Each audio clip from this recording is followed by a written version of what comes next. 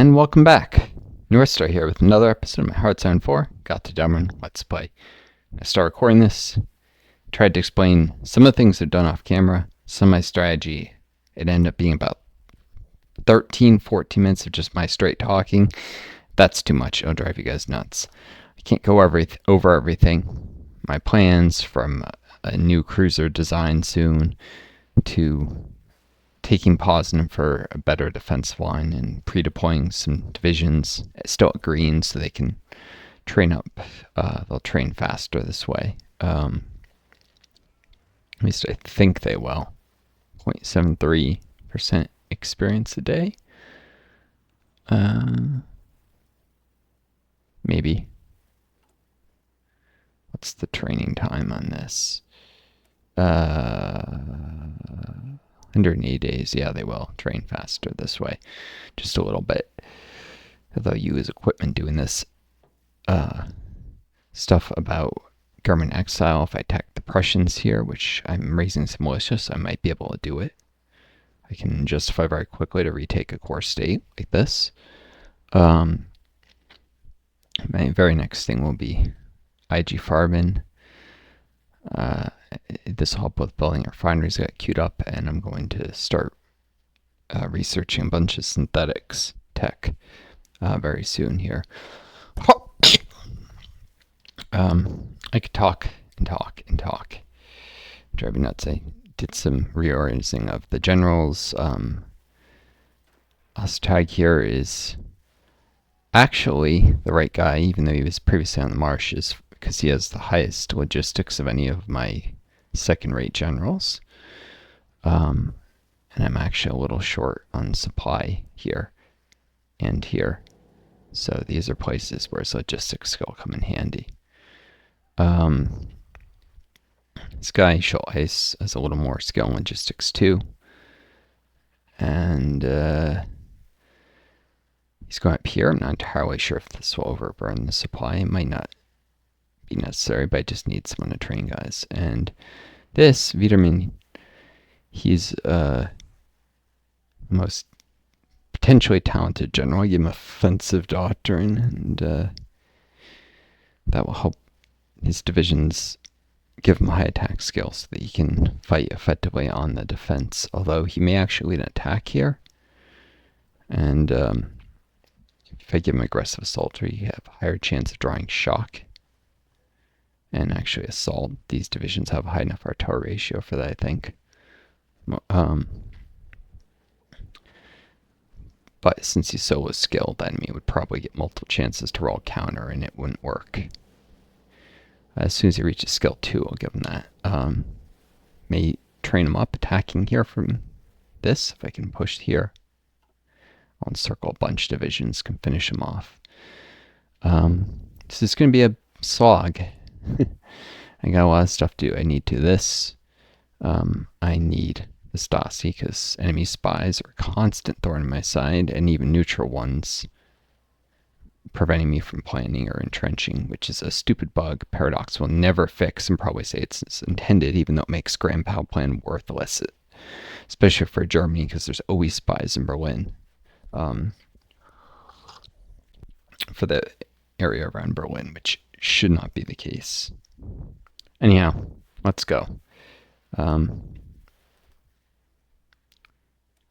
Even now I taught for 4 minutes, and that's too much.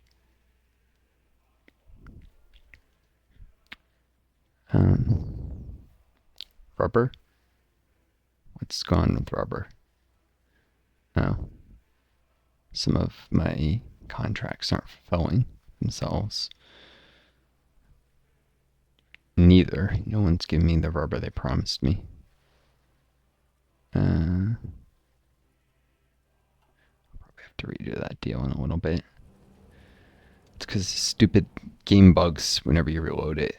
So they're producing less rubber than they should be. And I'm getting gypped because I don't have enough. I shouldn't use that phrase. It's actually an anti-Roma, anti-Gypsy slur that didn't realize the origin of it, and once you get in the habit of it, it's hard to remember not to.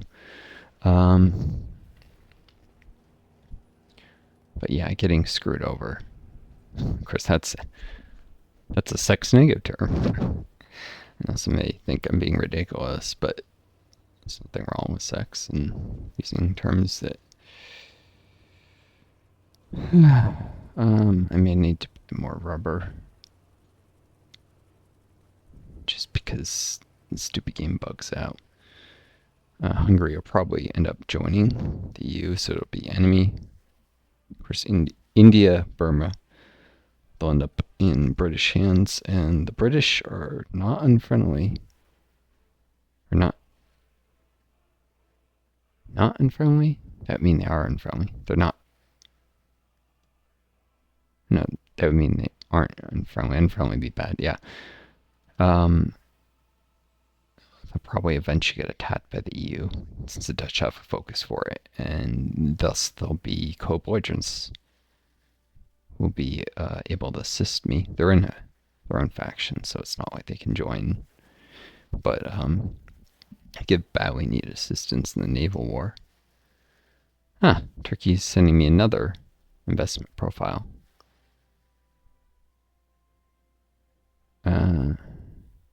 If I tell them no, they get a debuff. I have no reason to tell them no. It may eventually be useful.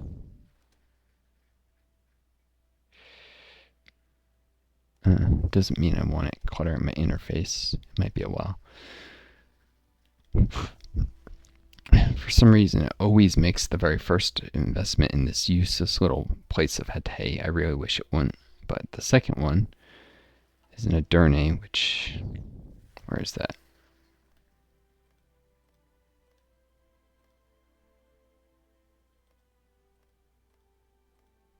Just search for it. Oh, here. Which is an actually useful state to have infrastructure, because there might be build slots here. Of course, the really useful places for them would have been where there's chromium production. They might have gotten more out of the, what is it? They have all this communist influence because the Bulgarians taking decisions to influence them that way. They can't actually flip. The Clodius Agreement. The AI never is smart enough to increase the chromium production before taking that. They can get more free factories and build slots if they do it. Of course, they check, and it does look like they secured, what is it? They have extra chromium Altea. Let's say, I think the American thing, extra resource oil here. They might have, I'm not sure, they might have gotten the Chester Agreement. The Americans usually say no, but I think they said yes this time. So, at least they got that. Of course, stupid decisions like what to just do air bases or anti-air. If anyone, I'd want them to get conquered by the Bulgarians, but they don't attack, and the Greeks do, and they'll probably join the EU, and then before they flip communist and attack them. So actually, that's probably good, because they'll resist the Greeks a little better that way. They beat the Greeks normally, but with the whole EU at the back of the Greeks. Oh, wait. There's no way they can get reinforcements by sea unless, well, they could go all the way around. Yeah, they might actually beat the Greeks if the reinforcements arrive too late. I've often seen, like, they lose and Greece gets reduced to just Epirus and the rest gets annexed by Turkey. Of course, then eventually the Soviets will attack Turkey. They have like Balkan ambitions or something focus for that. Let's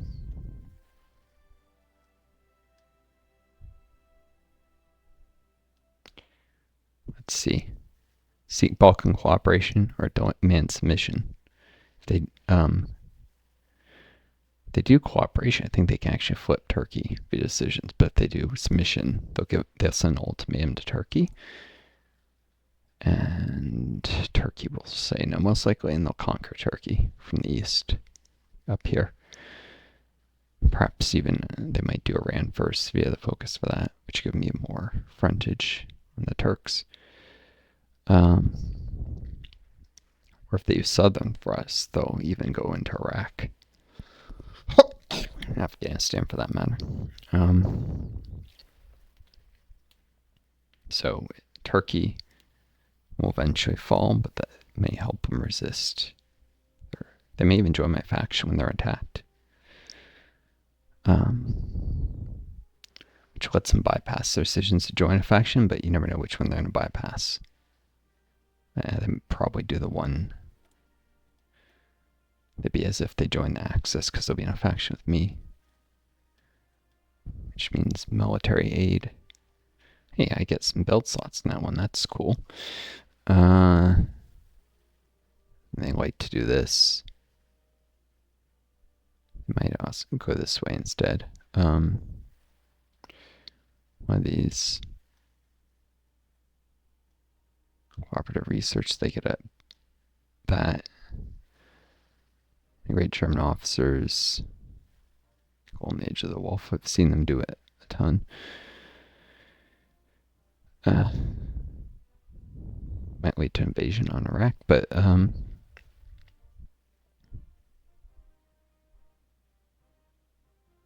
a bunch of manpower from Pan-Turkism. Interesting. And claims in the Greek stuff. Could be useful. There's various ways stuff can spiral out, so just to benefit me.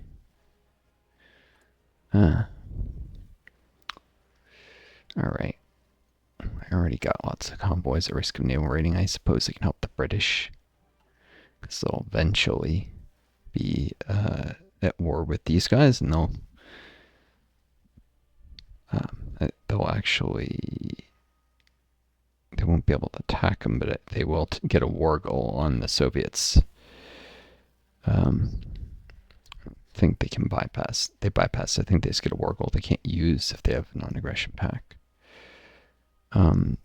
So someday they'll be at war with both. Yeah, the British Empire will actually be a valuable ally. And they won't drag me a war to Americans if they attack them, because there won't be in my faction. So the Americans, unless the Americans join the EU, which they could do.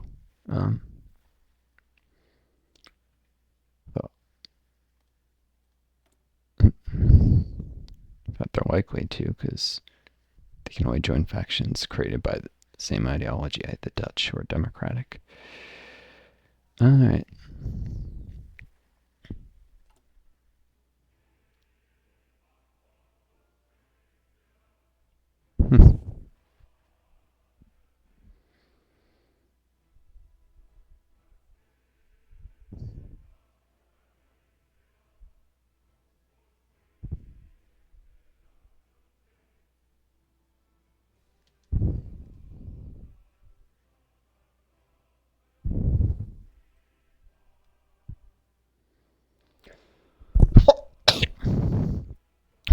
Number of factories will fluctuate, but trade, it's possible I lose trade. I shouldn't need this anymore though. There. And I do hate that getting screwed about of a bunch of oil, but what was I gonna do? I guess I can cancel it just before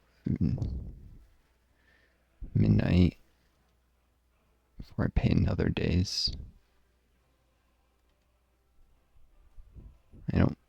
Oil only does you any good when you're using it anyhow, so I need to keep storing it up.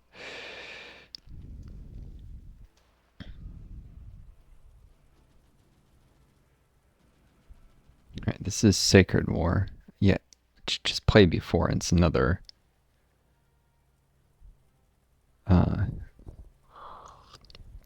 Soviet theme song, which seems a bit out of place when fighting the Soviets.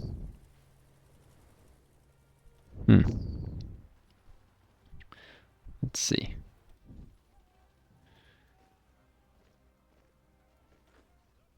This is all going pretty well. The 11th Infantry is getting worn down. There's not enough manpower to replace their losses. I may need eventually to pull them from here. Because they're pulling from Estonian manpower pool, and these idiots are not done indoctrination, so they're doing a focus to produce medium aircraft. Medium or heavy. Yeah, I love to produce strategic bombers, even when they'll never get enough tech to build decent ones. It's really dumb. I'd much rather they beeline their political focus tree and get manpower from indoctrination, or even the army tree and maybe take ideological loyalty, which I'll probably swap into myself soon.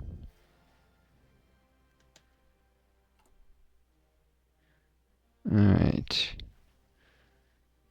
The Italians might eventually get a hold of Alsa. And the Soviets of Iran. I don't like exposing convoys to raiding. So just the Romanian Indian oil for now. The Italians do have a focus to demand Alsa, I thought. I think it's called something to do with AFAR. Maybe it's a decision while during the Ethiopian War. Since the war is over, maybe they can't do it.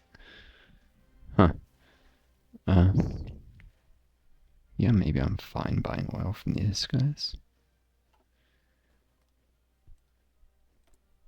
I'm just sitting here and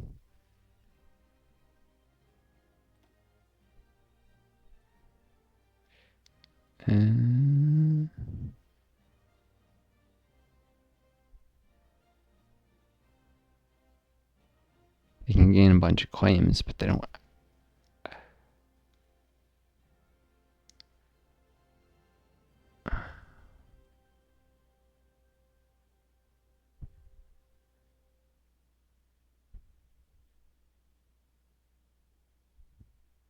They might join a faction.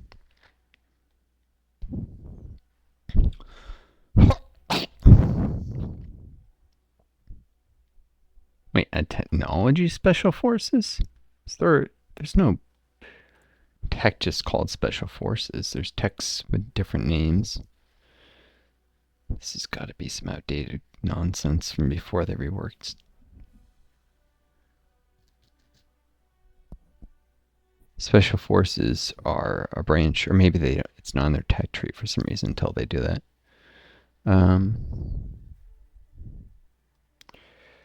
I don't know. I think they'll actually just remain neutral. There may be some interaction missing, but just a little tiny, highly armed state with oil. Maybe I'll buy more from them again. If no one's out competing me for it. Oh, yeah, no. Fine, I'll take their oil.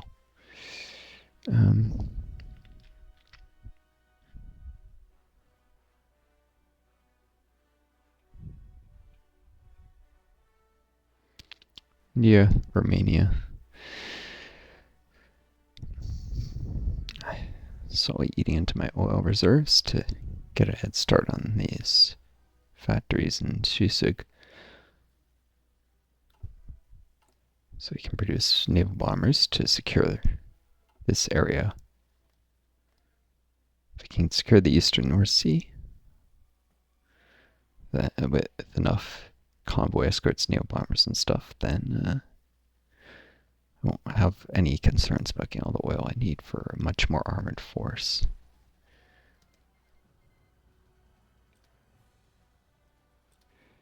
Oh, lovely. That may not seem a big deal. Although I didn't change the faction color to a lovely shade of pink. Lovely. Not really. But this has them bypass a bunch of this. now they're running all these focuses like Austro-Hungarian alliance, which would allow them to invite Austria faction if they weren't already in one. Will bring in Hungary. The diplomatic missions improve their relations, making nations more likely to accept, but basically this is going to accelerate the expansion of the faction. Pretty much everything that's not in a faction here, since the Dutch should still have their decisions, except the Spanish, obviously. They're kind of already a belligerent. In Switzerland, nobody invites them to anything to respect their neutrality. But pretty much the rest, in Albania also gets ignored, but pretty much everything else will, Albania eventually gets annexed battalions. Will all end up in one of the factions opposing me. So it's green against the world. Kind of, until the British and Americans come to my aid. Bulgarians are about to annex these neighbors, which is a problem. I did fast forward and test out, and they do get all the generals and stuff. I fast forward like 5 days, saw what happened, tagged him, didn't save it, just to see. They get the generals and stuff, but they don't get the production line, which means all these production lines that were high efficiency are bumped back to having to be restarted. And in fact, they don't even get the lines at all. So they take them a couple days of idle factories before they even start them. So it's going to interrupt military production, and it doesn't give them any real bonuses, except like if they have divisions fighting up here, they'll now have core territory bonuses like this one will. I think it's not Romanian. So slight defensive combat bonuses, but huge military production interruption. It's not really the time for it, and if they wait a little longer, the Yugoslavians could produce some more oil, at least. The Romanians weren't going to do anything more useful, and were just going to be a real pain when they tried to ban the faction and join the Soviet one. Or gain a conquer focus against the Soviets, who they're already at war with. Yeah. It's not a problem, the Romanians getting annexed, but the Yugoslavians had some useful stuff they could still do.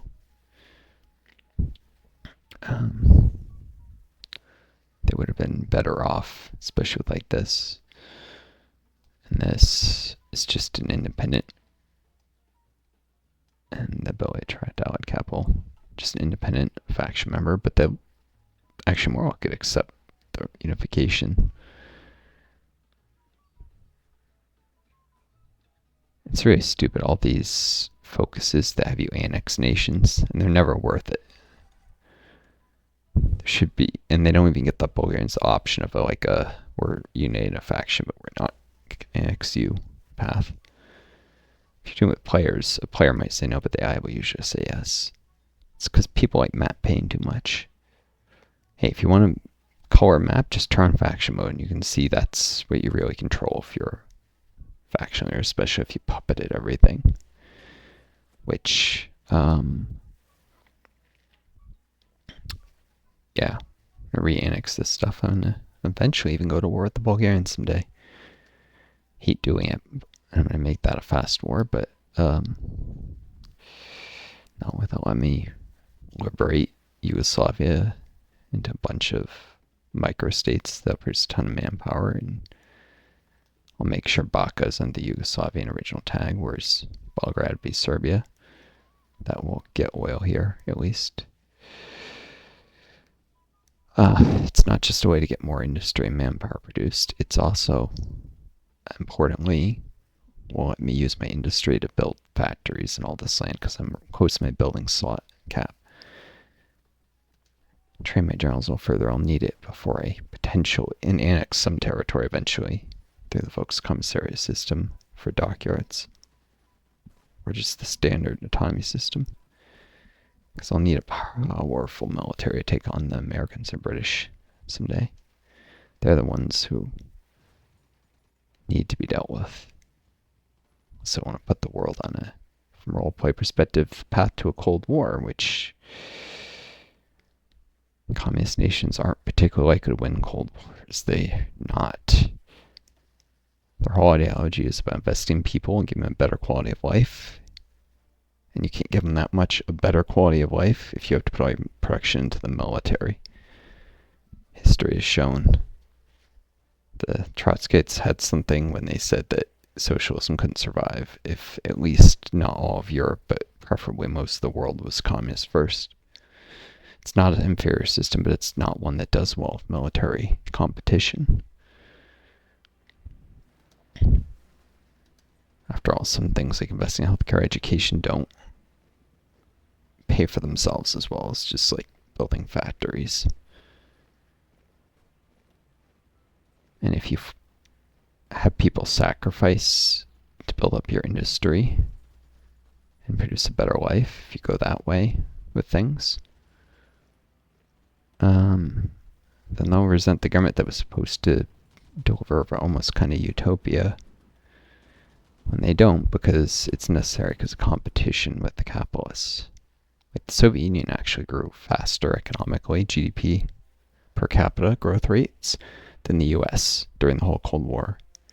Long term, and especially most of the short term averages before for the crisis of the mid 70s that continued to the 80s. It was like a second Great Depression for them. It was because of the oil crisis, the worldwide oil crisis, and the US destroying the Bretton Woods system that had the whole world using the dollar. And the world continued to use the dollar, but suddenly the US was able to manipulate international currency exchange rates, and they did to hurt the Soviets once Nixon did that, which was a violation of like Bretton Woods was set up with people, especially FDR and his administration, helped design it to be fair and allow everyone to develop. After Nixon came Reagan, and Reagan abused the end of the Bretton Woods system and the ability to manipulate currencies to do a massive military buildup that was paid for partly by playing with the exchange rates of the US dollar, forced the Soviets into a military buildup when they really needed to be dealing with an economic crisis, and they were also dealing with a political crisis due to US propaganda destroying faith in socialism. They could have survived, but it would have required a very harsh crackdown, because the Soviet system didn't have traditions of democracy that would have enabled them to survive that kind of unrest, unlike, say, more of a Spartacus League approach to communism, which would have been used to dealing with protest. Authoritarian systems are fragile if they suddenly start trying to liberalize and allow protests, because they're not used to it. They don't have compensatory mechanisms built up over decades.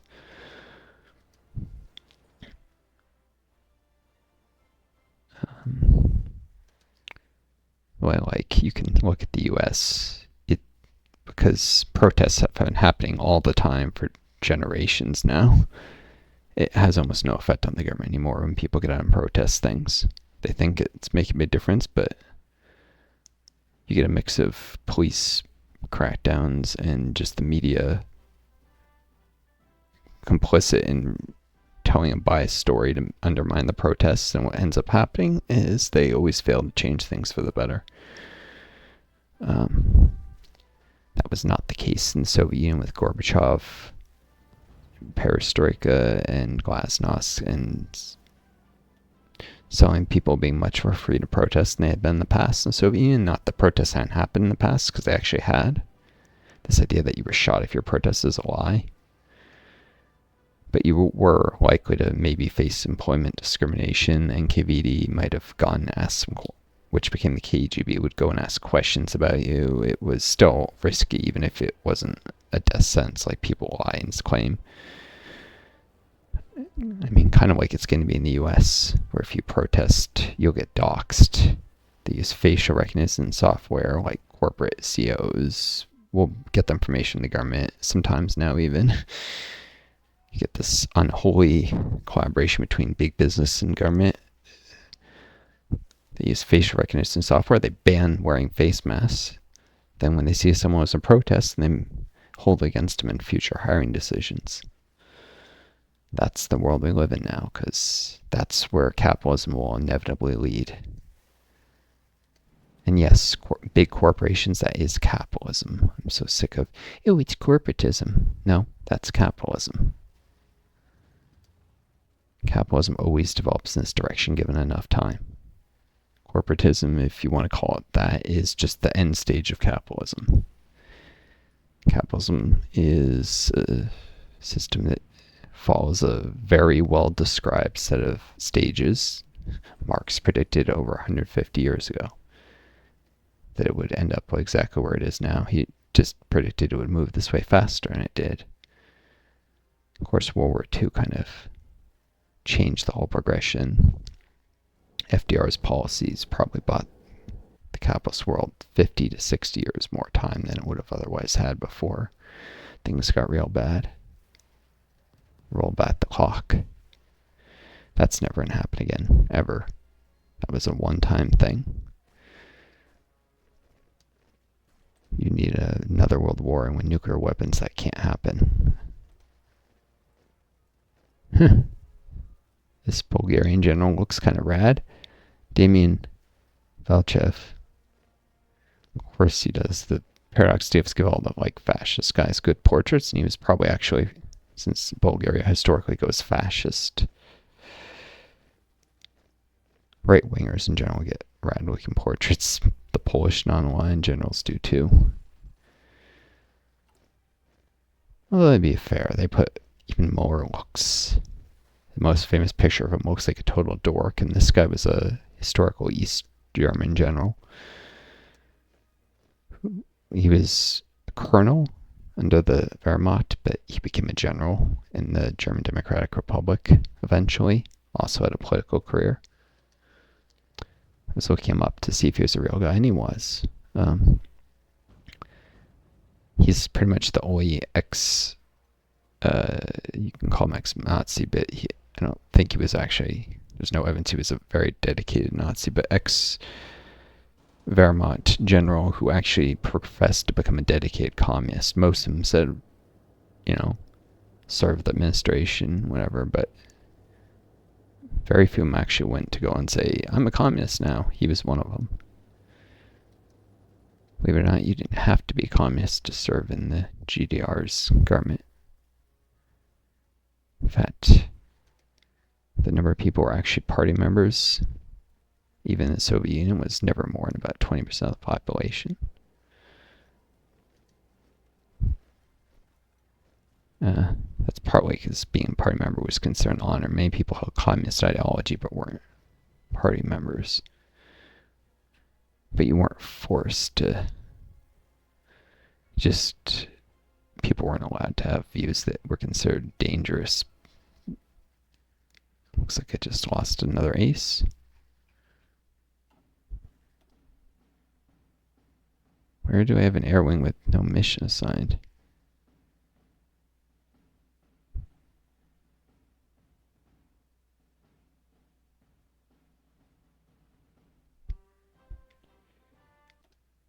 I don't recall pulling these guys off of air superiority. Why are they all suddenly not fighting for the skies? Did I accidentally hit a hotkey? It did that? I must have. I mean,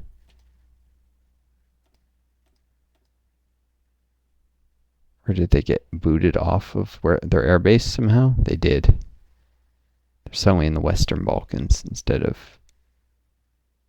Mutinia. Oh, I see. The annexation thing just happened, and it rebased the fighters for no apparent reason. So I still can't replace that guy. Watch it be bugged, and I'll never be able to. Alright, back to your airbase. Back to air superiority, where there's most combat.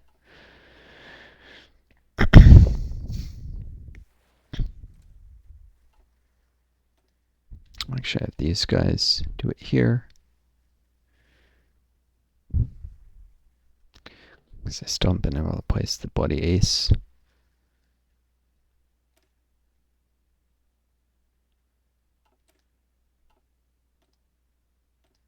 And these guys I'm going to send here as well. So, yeah, disruption of the air war as well as many other things. This is because Yugoslavia and Romania just accepted the decision to be annexed. It took, I don't know, 19 hours for them to say yes. Might not have actually gotten it till like 5 hours ago, but yeah, it took less than a day for them to agree.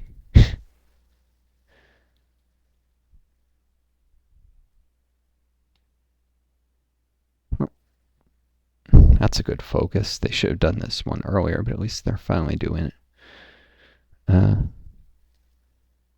Worth noting, although the AI is terrible at using it correctly, they now have more factories than I do. Of course, that's only because I've balkanized my territory.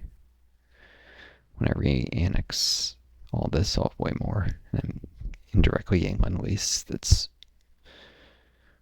from the puppets, or will when they built a bigger stockpile. So it means I still have slightly more industry at my disposal, but not much. Everything is recalculating. It'll take a little while.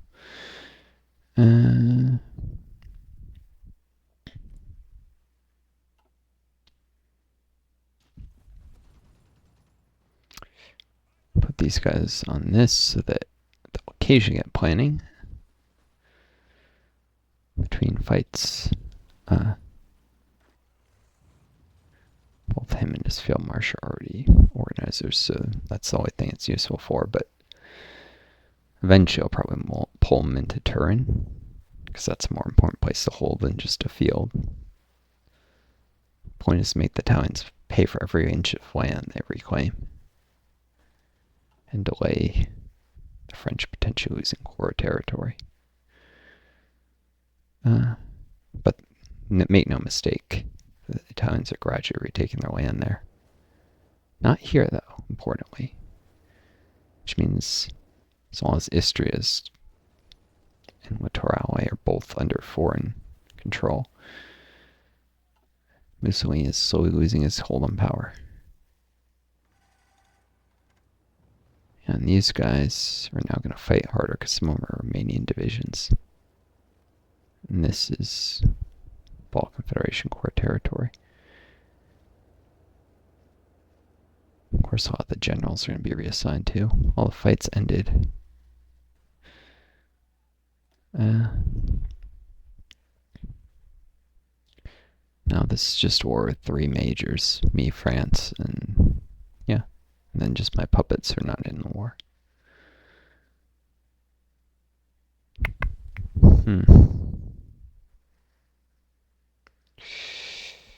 Just enough command power to add another air region of...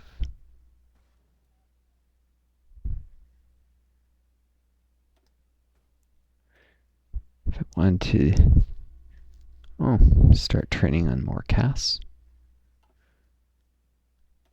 Why are these guys not... Oh. They can't use this stuff because it's...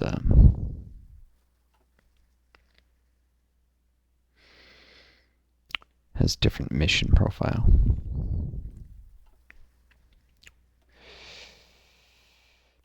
Yeah, maybe I'll wait till I have a few more stockpiled. Is anyone selling aircraft yet? Nope.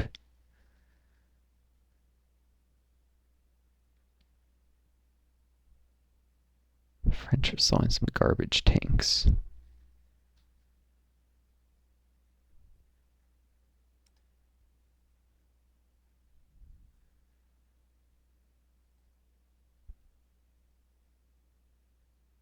And the Turks selling trucks. Fun.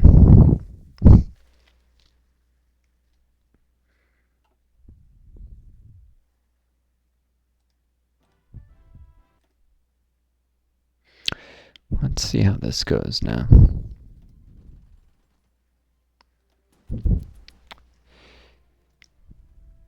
All the combat ended and it's reinitialized. It's now green. They haven't assigned a general here yet, so this is going to be a slaughter. In the long run, this should help them retake this, since this is actually Balkan core territory. Now, some of these are like Yugoslavian or Bulgarian divisions should now have core combat bonuses. Country, that's what it's part of.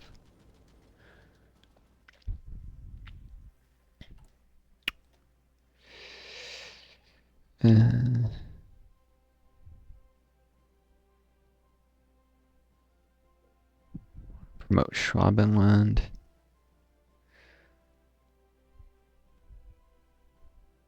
Could do Hans Call now. He did use him a little before for logistics.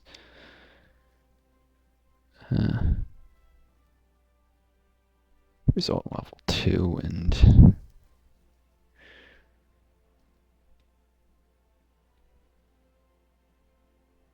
I prefer to train up these guys.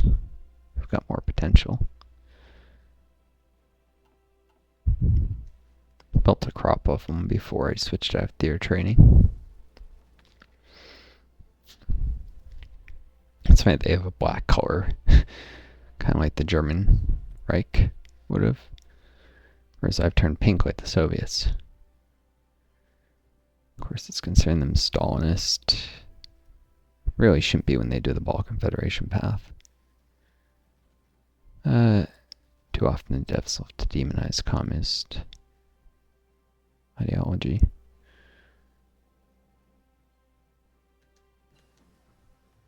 Okay.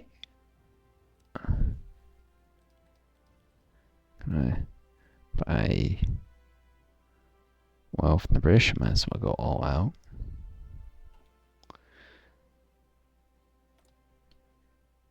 Larger convoys, ones with more ships in them. Some of them might escape. Smaller ones are going to get all sunk if they get attacked.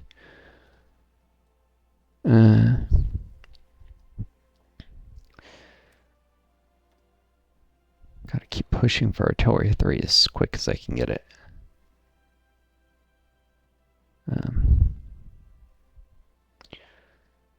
It's got more attack. I'll give it a sliding breach block upgrade too. And yeah. All the fights are reinitiated. Lenski, my own guys are in charge of all of them.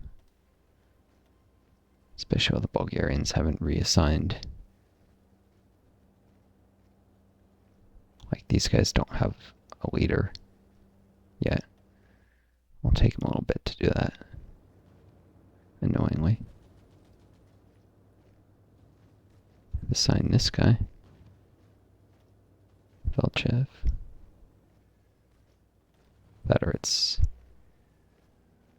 see commander bonuses, so I don't think he's actually just still hasn't realized he's no longer assigned.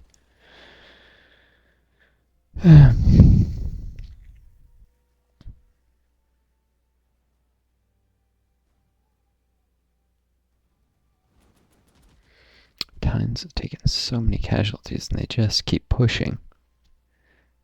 I mean, they've lost a lot of war support from it too.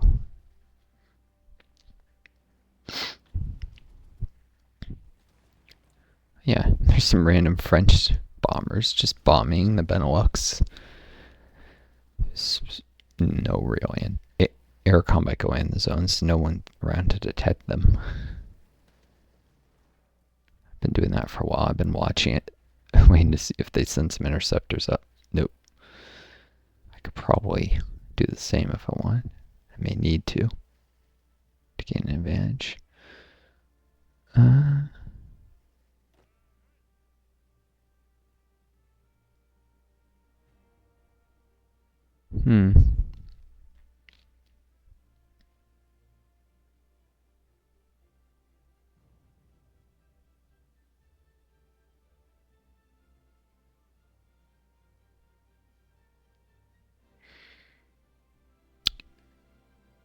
For now.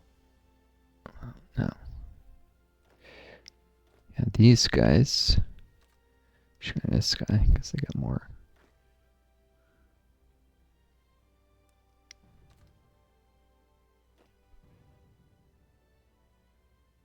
Maybe not all of them.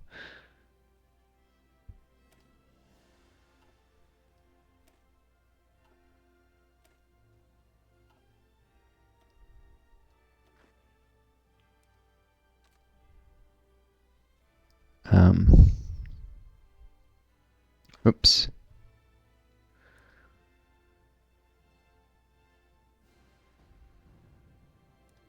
I kind of like to pull these guys back and retrain them and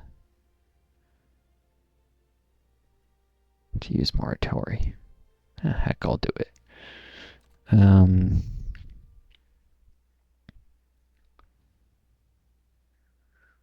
now, they should probably just go into this guy because he's got some logistics skill.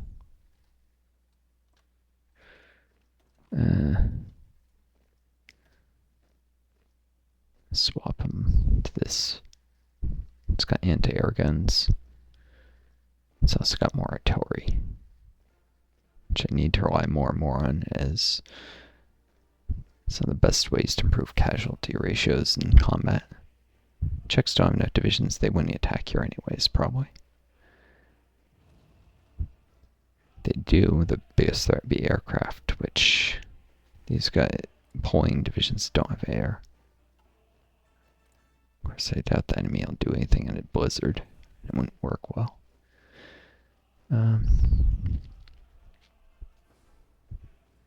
Pulling these divisions to actually improve supply here anyhow.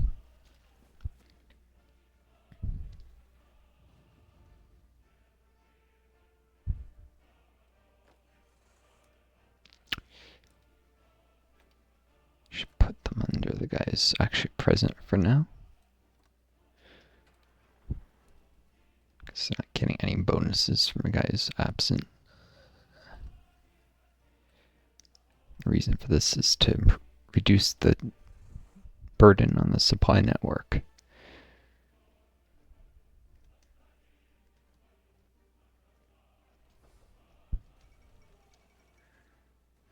The unification of the Balkans.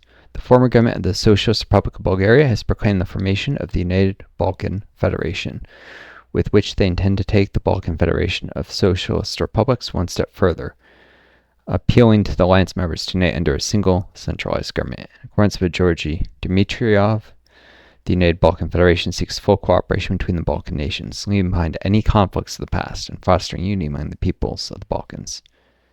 Is that what the Balkans really need? Yes, it is. Infighting is something that historically kept them weak and exploited by the rest of the world. And we also remember the horrible things that happened when Yugoslavia dissolved with the massacres and genocides and people killing each other. Compare that to, when they were united under Yugoslavia before that. People were united, and especially Yugoslavia was a small little country. If it's in a bigger nation, it's more likely to be a pluralistic society that doesn't discriminate, where everyone is treated equally. That's the hope. I mean, that's kind of how the U.S. has been so successful. There's so many different groups in it that no one group has been able to oppress the others, at least within the European ethnicities. There's been, unfortunately, a lot of racism against people who are different skin colors. But at least people who look alike have managed to, though there was periods of like the Irish suffering horrible discrimination, but it eventually ended.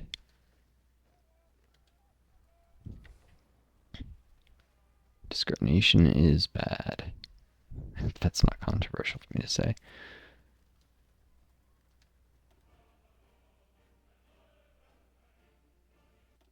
Of course, there's been different communist attitudes towards it. The Soviet Union historically, for instance, went and resurrected dead languages in Central Asia and Crimea, trying to, out of the idea of multiculturalism to the extent of trying to prevent nearly dead like tribal languages and cultures from being extinguished, intentionally reviving them.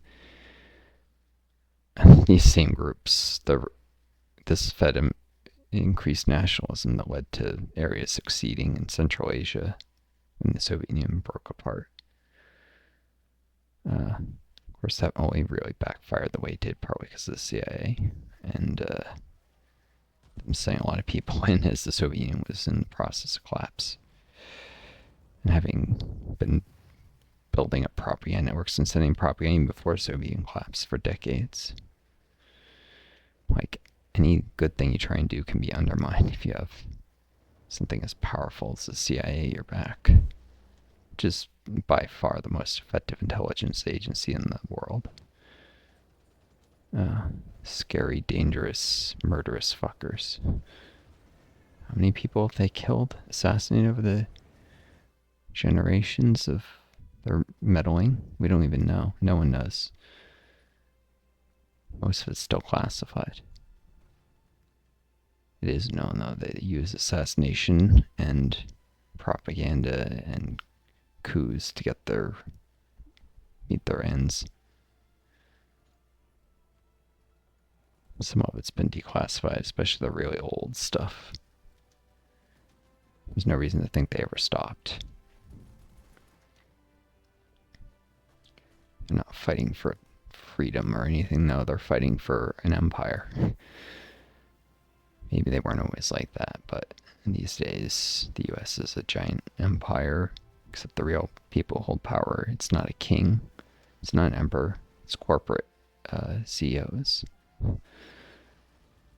But, that's where capitalism ends up in the end. Spain has joined. But they're still recovering from the Civil War. I'm surprised I guess, I don't know why. Maybe something about the faction leader being more powerful now?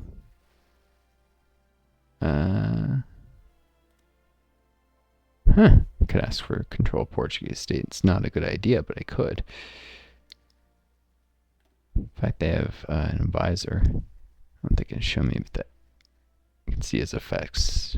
Orlov, who reduces damage to garrisons. He's like an MKVD guy. It's harmful if you don't have any non-core territory, but it's probably worth it for the manpower savings if you do. As long as your stability remains over 50%. Because the penalties get a lot worse below 50%. Otherwise, you can end up bleeding a lot of manpower to resistance. And Spain actually has to recore a lot of their own territory, like here, after their Civil War, so that's the function of that guy.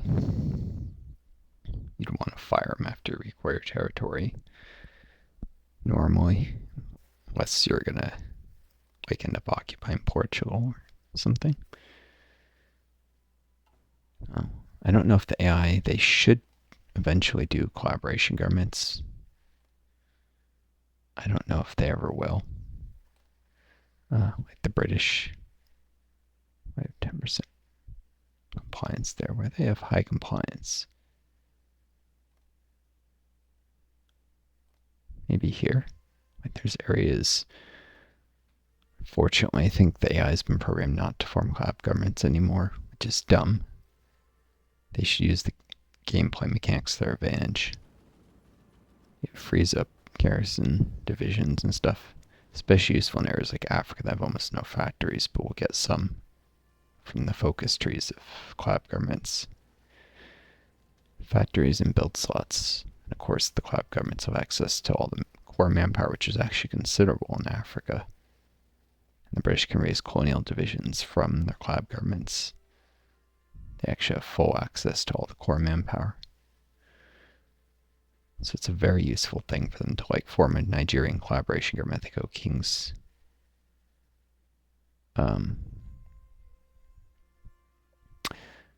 Party, but they won't probably because the AI is probably programmed not to. I know Italy is definitely programmed not to, but that's so that they have focuses where they can offer up zero roads for an alliance, which they locked themselves out of.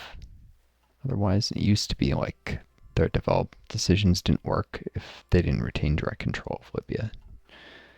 Eventually that was fixed, so human player can intelligently decide whether to do the collapse as Italy, but the AI still ought. But I think that code sometimes applies to other nations that shouldn't. That's why they won't form. Sloppy paradox coding. How am I losing here? Oof. Okay. Might be time to send the reinforcements.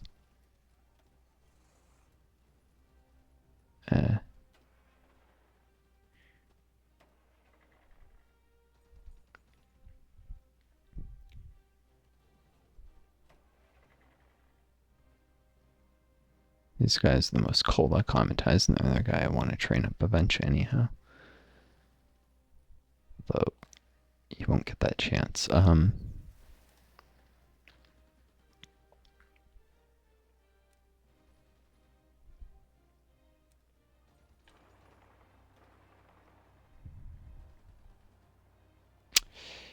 Shoot, yeah, they're not gonna do jack to him because let's go back to training.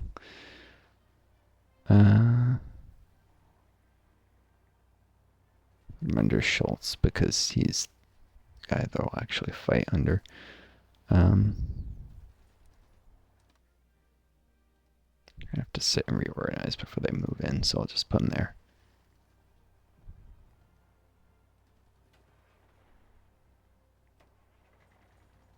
I need to increase their equipment priority because they're gonna see some actual combat, it looks like.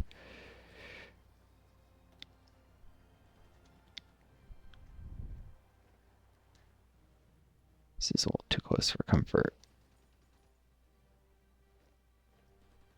Could technically get attacked in this province, but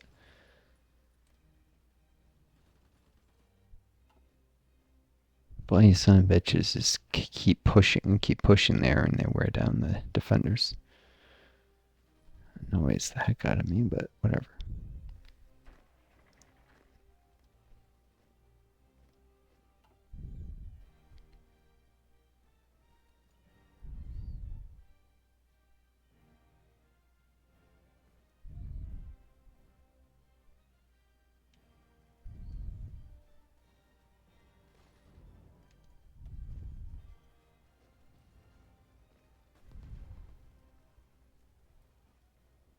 I still don't see commander skill stuff. I'm not sure any of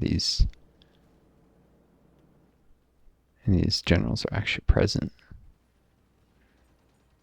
Remember, this is part of why hierarchy is, because there should be commander skill bonuses if Velchev is actually assigned now. Might just be, it takes a moment to kick in or display to me. It's all green though, so that's good.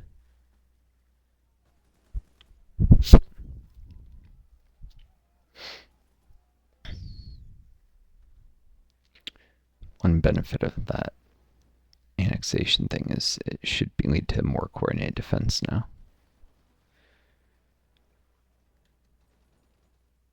These guys are reorganizing because I wouldn't want to send them in if they have no work. It would be pointless. And they're actually getting more winter acclimatization because it's cold. Should reduce the penalties from this division attack. I think that affects the defenders too. Weather, yeah.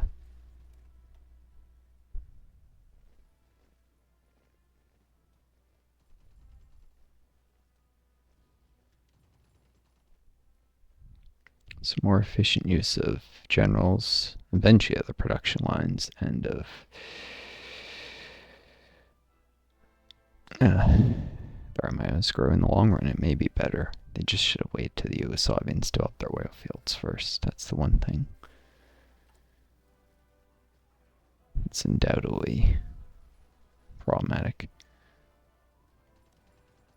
It looks like they do have enough oil to buy from them now.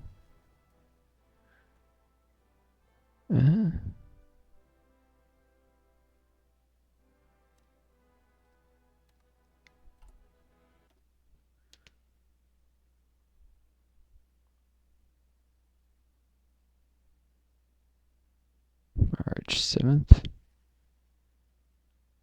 March 9th. Fun. Yeah,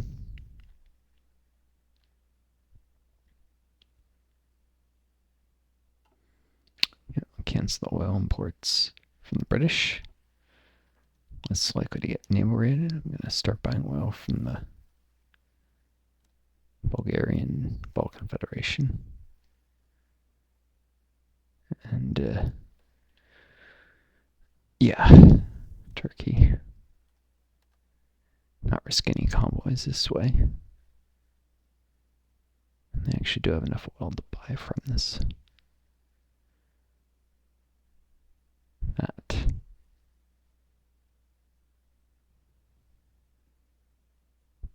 The Austrians will eventually attack me, but not for a long time. If I don't call the Balkan Federation to the war. Then we have to defend a single province against them. They're not that big a threat except in the air war. But I still probably don't want to give them factories if I can avoid it.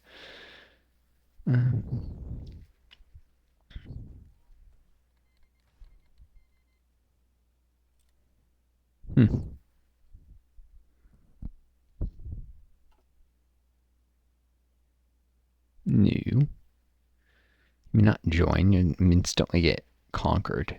I mean, they have divisions to defend their whole front, but they'll be badly outnumbered by the Soviet and Estonian independent SSR divisions. Excuse me. Troop convoys. Jeez, they're probably trying to send to Helsinki.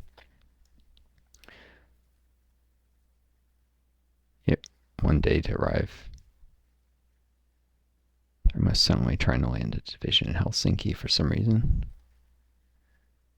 Probably because they think at some point I'm going to call German Finland to the war. I will not.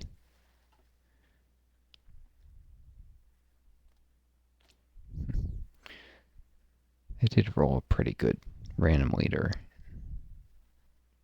German Finland.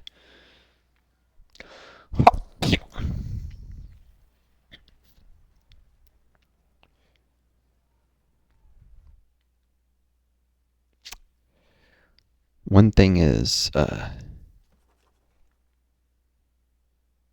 these guys probably eventually join the European Union, and I eventually capitulate, now I have to do both Poland and the Dutch. But when I defeat their faction, I'll probably force them to communism. I'll probably invite the Soviet faction, but when they're in a faction and share an ideology, that'll cause them to merge here. Which, since the original tag is this,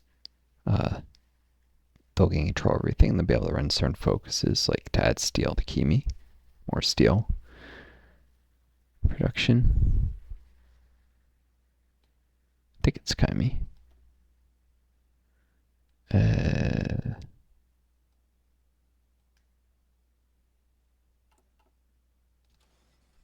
What's going on? There should be steel produced here. Maybe they just haven't taken that focus yet. Weird.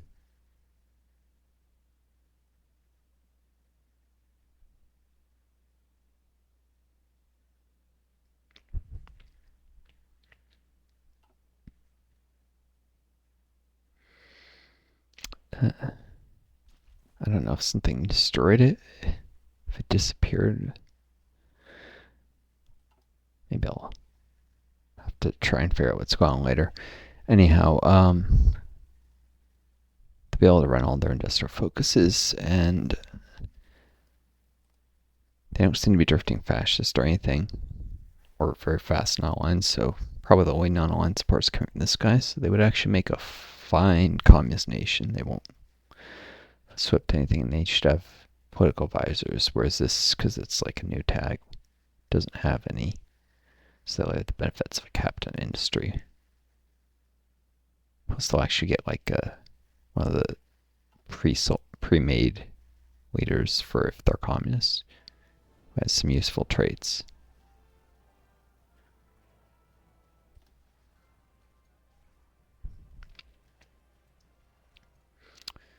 And their trust system, the agendas will allow them to get up to high trust potentially, making for an ultimately more powerful, gets more manpower, more war support, some more stability. Member of the faction. They'll initially be opposed to me, but after the war's all over, I mean, by the time I capitulate Poland, I presumably have a strong enough military that it won't be too long until I push into Soviet territory. If I've done some collab governments, they'll surrender, but when I take Moscow, I just need to make sure to do collab governments on them. It's going to be a long time till this war is going to drag on. Not much I can do about it. That's a convoy I was using to receive on lease, and the Poles sank it with subs. Not I can do about that. For noting, I reduced to one dockyard to delay the ships being done as long as possible. Still making progress because they type manpower when they're completed. And I'm actually, pretty low. I know how that would work out down the line. Also, less overflow, less waste. They're just going to sit in port in Hanover for a long time. It's not like they're going to do anything useful. They're going to be potential targets for port strikes, which they won't be well protected from until I have a rather large fleet with lots of ships with high anti-air.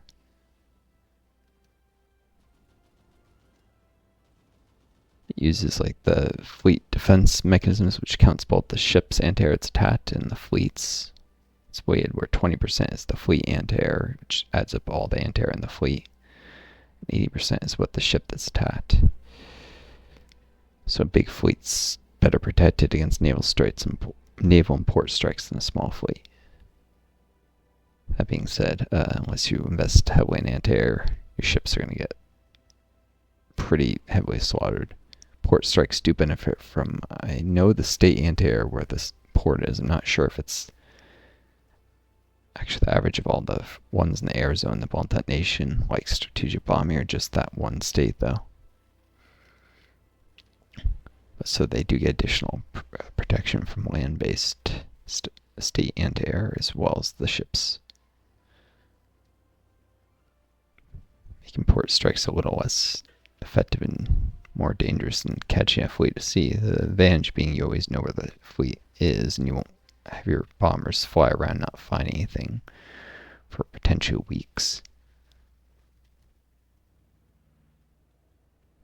Which is why I'm building nav bombers. They're built for port strikes. When you're attacking but the state in air does look at air defensive fighters, which is why the fence turrets and not having them all have extra fuel tanks helps a little. Ships only care about the agility. They'll shoot down a really high air defense or low air defense fighter equally well, but aircraft equally well, but a small airframe with high agility is actually a little harder to shoot down for a ship. Presumably they have really big guns that are slow to aim or something for their anti-air. I guess something like that is what that must be meant to represent anyhow. Why is this battle line all the way there?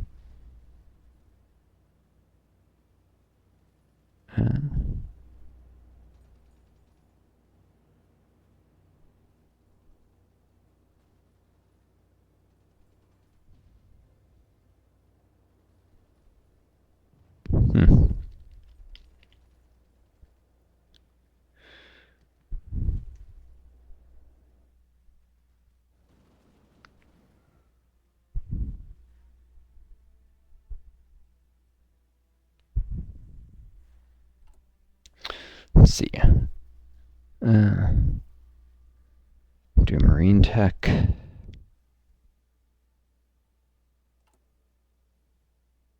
What would I do after Marines? Could do paratroopers to grab all the paratrooper special forces stuff. I already have enough air experience. But I've already done my whole air tree, and there's nothing else I can really do with air experience. Most of it will just sit and go to waste, unless I'm missing something. Feel free to leave comments if anyone's watching this right now, now or within a couple weeks. The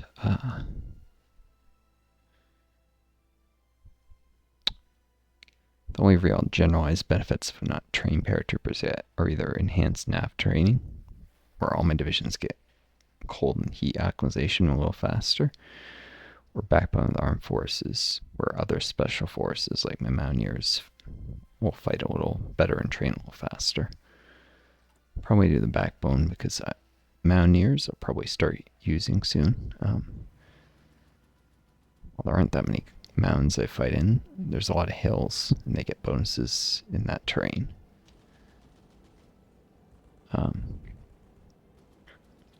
Hills are often key combat points where there's not mountains around. I mean, most battles will circumvent mountains where they can, but hills are often key points that battles occur in. So having divisions that have combat bonuses, and the downside is Mountaineers have lower HP than standard infantry. So you don't want to use too many of them. But turning something like this, like replacing a couple of the battalions with Mountaineers, no problem. Fight a little better. Extra soft attack and organization will more than make up for the lost HP.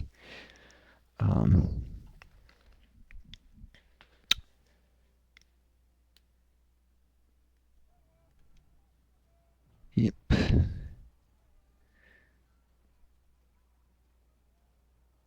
did plan my whole industrial strategy. I might have done the combined arms warfare historical tank doctrine way if I knew I was going to have war with the Soviets. But I planned around being allies with them and leasing lots of equipment. So using more infantry myself, which uses relatively less industry, and giving them weapons, because the Soviets have so much manpower, it usually takes them forever to get most of it into arms. But if Germany was leasing a ton of rifles and such, they could put all that manpower to use much quicker. I mean, they're sitting on like 7 million manpower right now. It's going to take years for them to produce enough equipment to arm them all. That's only a service by requirement. Curtailment on the collective farms, they don't have that much industry, so it's less of a penalty. They go the high conscription law. Relative to their manpower pool, it's more advantageous to do.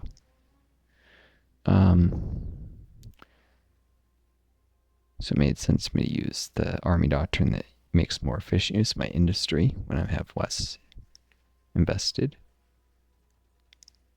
And lets me have a decently powered military before I start really militarizing. I was going to do sit for longer.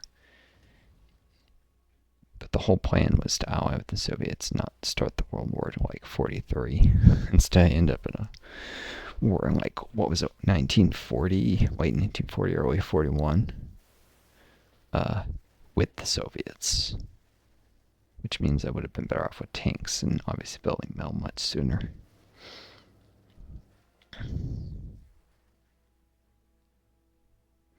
But now I'm kind of locked in. Can't switch the focus path. So I have to rely very heavily on artillery to reduce my casualties, and special forces. Some motorized, mechanized, and tanks still, but eventually probably doing is turning the panzer divisions, especially because I only have one panzer leader.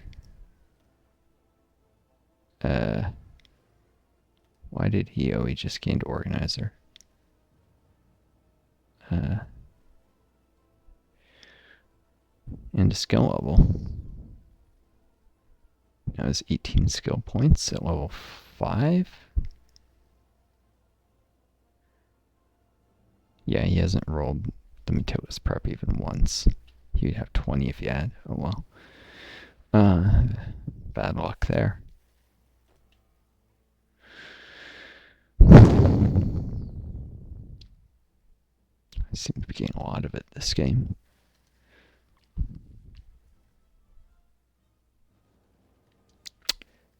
Things are really not worked out for me this run.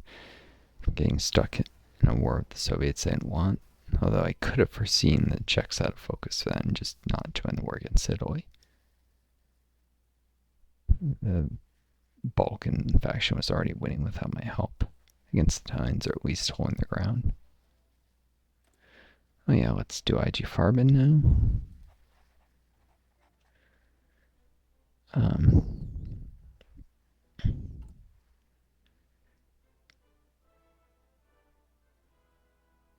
But yeah, it's still going to be a while until I start adding Mountaineers to my divisions, because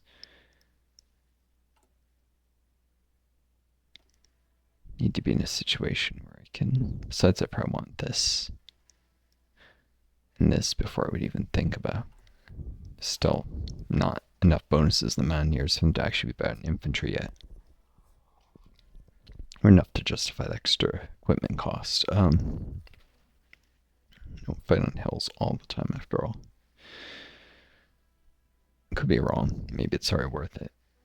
But I won't probably be doing it until it's more clearly worth it.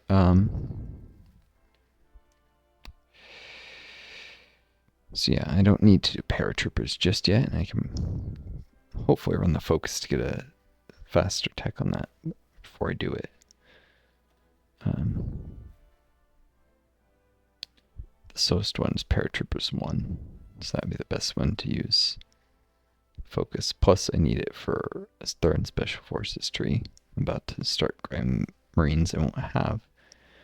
I have to spend 50 political power to do a focus before I can, 35-day focus actually, I think it is, before I'll be able to do the paratrooper tree.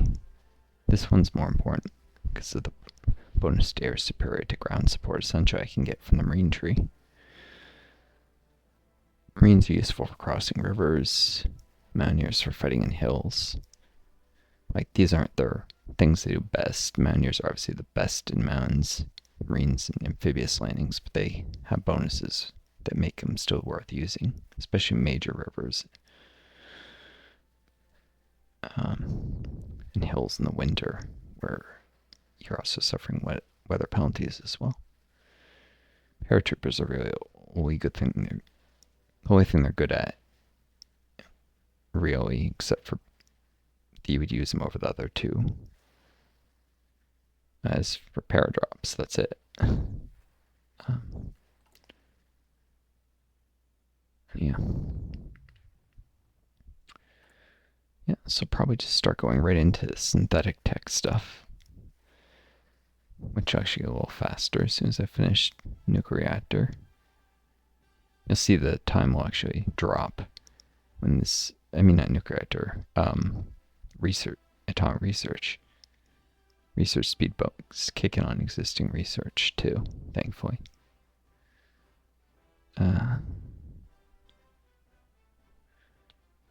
Yeah, I need more rubber. I don't want to be buying it.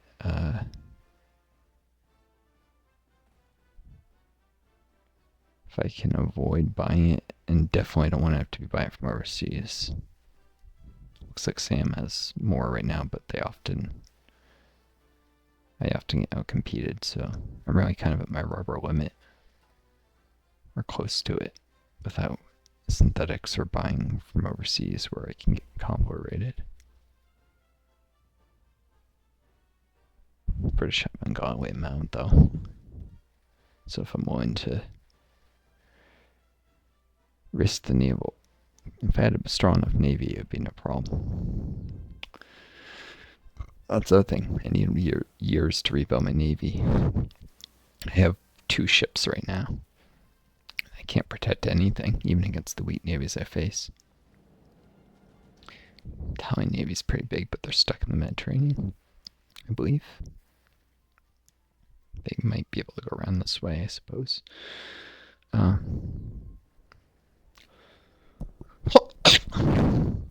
So maybe it's not such a weak navy because Italians could be anywhere. Yeah, it takes time to build your navy up. So massive outnumbered. I can't even do naval convoy raiding without it being suicide.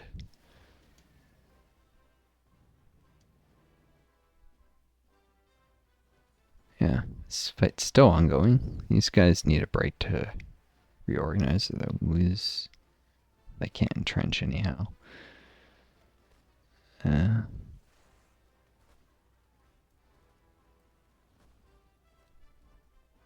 It's still cold.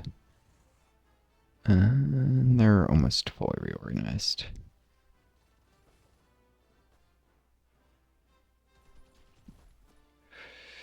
Alright.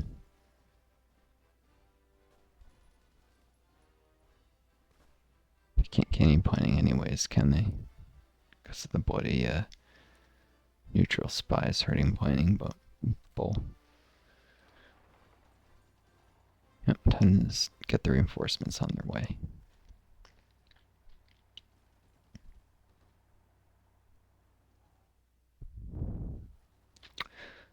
I mean, this combat has a additional cost, and that's that it damages infrastructure, which will force me to either repair it or build factories more expensively.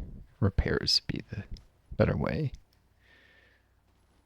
But eventually I'm going to want to start in these factories in Ostmark.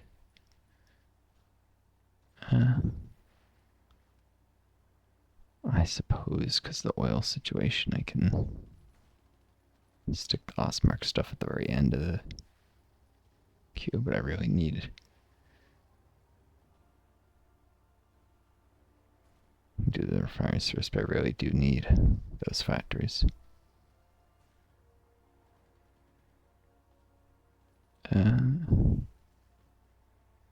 Ravis just for a little more steel for my allies.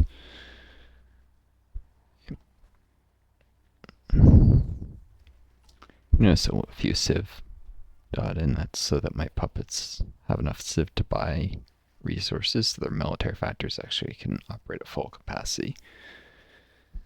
Because they're so civ starved that they can't even buy steel from me in many cases. A lot of them are just very militarized.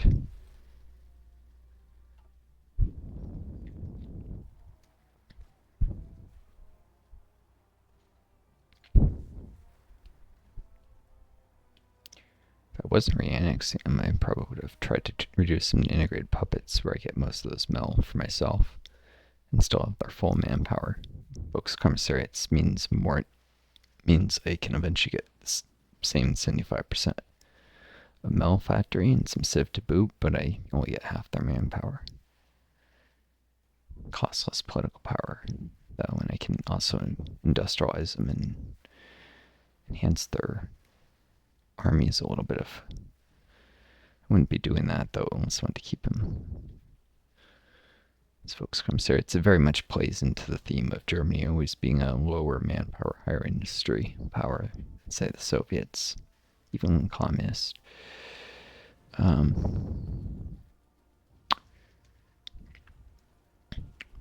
That's why Vagon's Creek path, because the stupid spy bug making the entrenchment bonus useless, is probably the weaker path unless you're allying with like the Soviets or the Americans, someone with a ton of manpower, and you're going to lend-lease some lots of rifles. Maybe if the Poles are in your faction, they actually have very weak industry relative to their manpower pool. So if you're doing like a multiplayer game with a Polish ally who's going to go communist as well, and you probably win the I don't know if you go the Spartacus League path that way, but you'll enlist them a lot of rifles. If I'm not mistaken, their communist path gets more manpower. Communist paths usually do get more manpower and more industry and Democrat paths, more industrially focused than fascist, which often gets a lot of manpower instantly, sometimes less in the long run. Since communist paths sometimes come with spirits that give you more volunteers, that just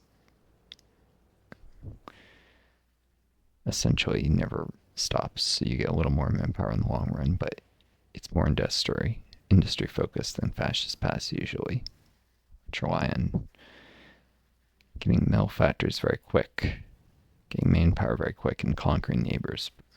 Whereas communist paths are slower burning, but still conquest oriented, unlike democracy paths, which usually sitting on your tail and recruiting allies and waiting to be attacked.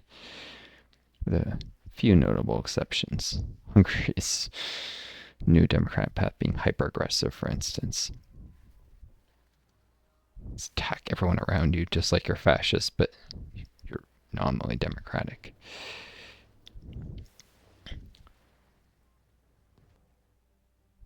Though I don't see how you could be that kind of hyper-militarism without undermining democracy. I suppose it would in the long run, just like the US is getting weaker and weaker as a democracy because of all its militarism. Alright, probably want reinforcements here. Level 1 guy. Yeah.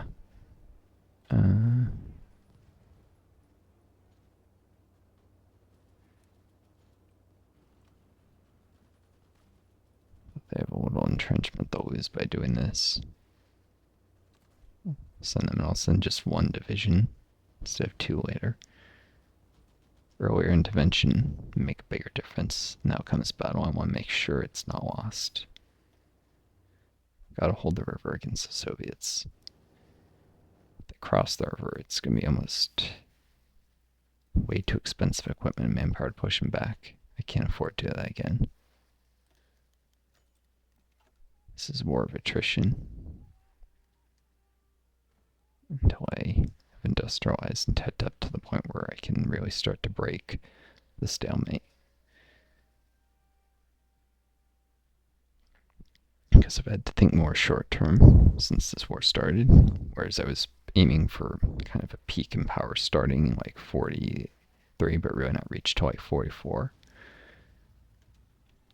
Won't really hit scale up as quickly in the long run. Some short-term decisions I had to make sure that I could survive.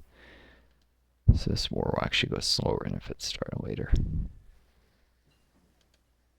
I mean, even just being at war reduces your stability and thus your factory production. Alright. Rubber processing or oil? Rubber. Rubber's way more worth it.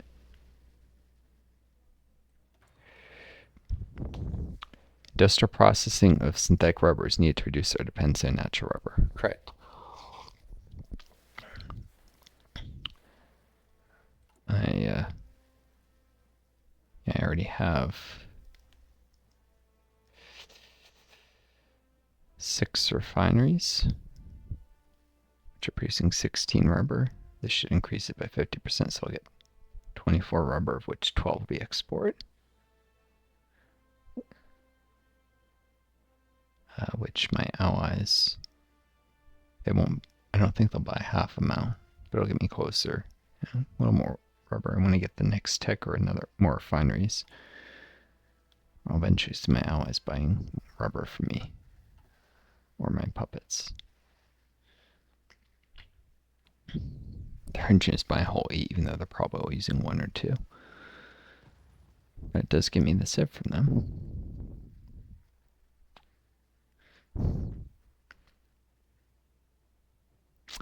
Cool. Putting these motorized in this front has stopped the attacks for now, which is good. That'll give the infrastructure a chance to repair. That's what I needed.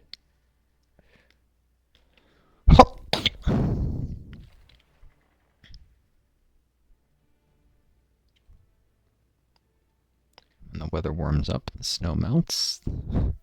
These guys could even attack.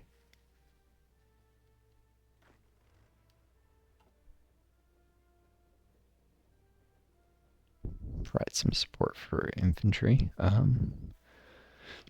Or tanks. Most likely, otherwise be supporting tank divisions, which I'll switch into being under the command of Eisenhuth. He's still getting over being promoted for 4 more weeks. The tank divisions aren't fully trained yet. Some are still green. So I'd like to get them all in the regular, but definitely at least want to get them all in the trained before I use any of them. I don't want to lose too many men when taking Poznan. Even if it'll shift the war of attrition a little more in my favor. Prevent damage to factories here when combat is in my land. Deny some factories and manpower to the Poles. Eventually, maybe even get McClabram if it's not disabled in Poland. If I kept pausing long enough, though, it's highly unlikely the war would have to go on forever. They built cloud networks, they get compliance, but only once they capitulate. And only if they capitulate to me and not one of my allies. Which I have the most war scores, so they would capitulate to me. I just have to run that until.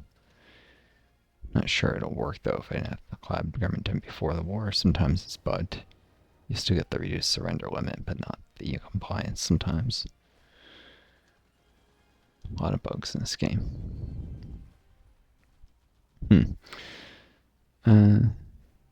These guys have been gone long enough without being attacked. I think I can risk giving them artillery.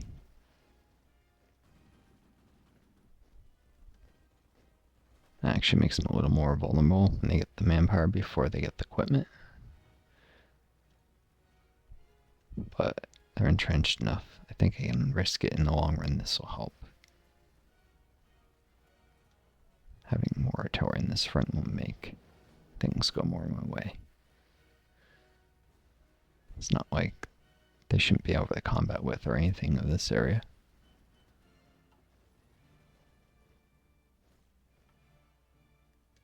It means more soft attack relative to how many men I have there. It just means they deorganize attackers quicker, which means the battle's lost less time and I suffer fewer losses. Alright.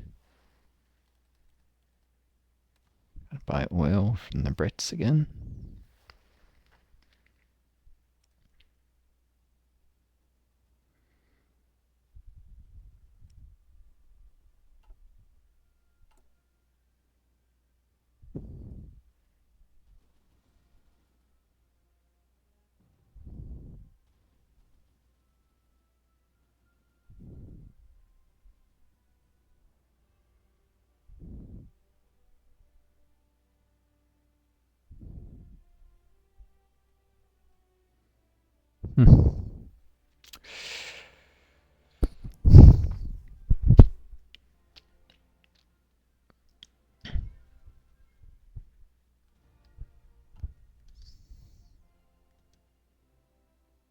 No, you may not join. Thor engine is internal, so it wouldn't open up new frontage.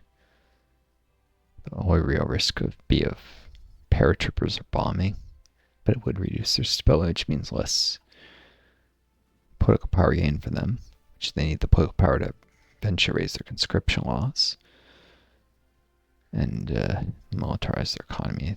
Oh, they're a war economy now. They must have just gotten extensive conscription recently, I think.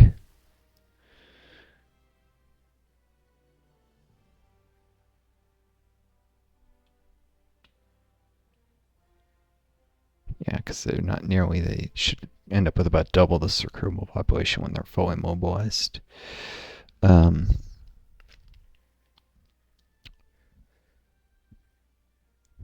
Big issue is reduced factory production when they're at war and they can't trade with as many nations.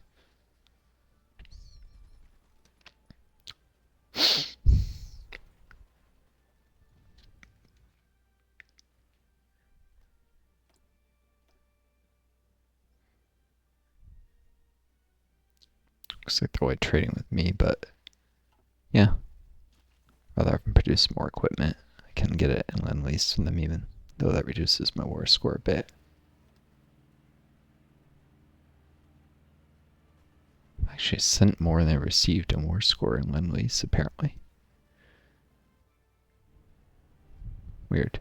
Didn't expect that.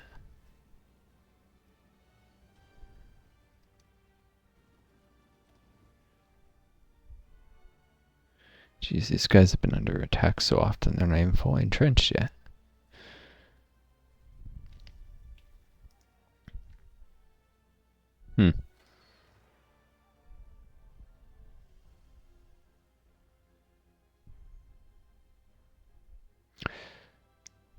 All of Linsky's divisions are on the defense. Not a single one's been attacking.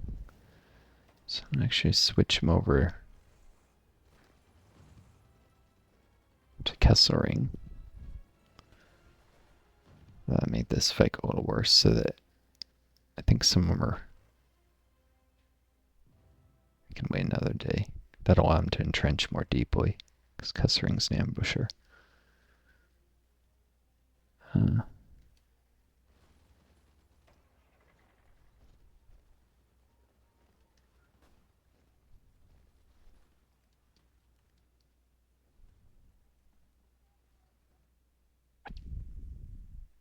I think I can do for an advantage, however slight.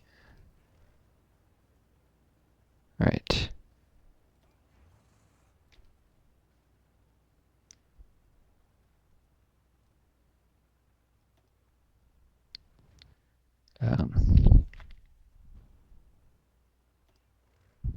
Alright, these guys now at 18% more entrenchment.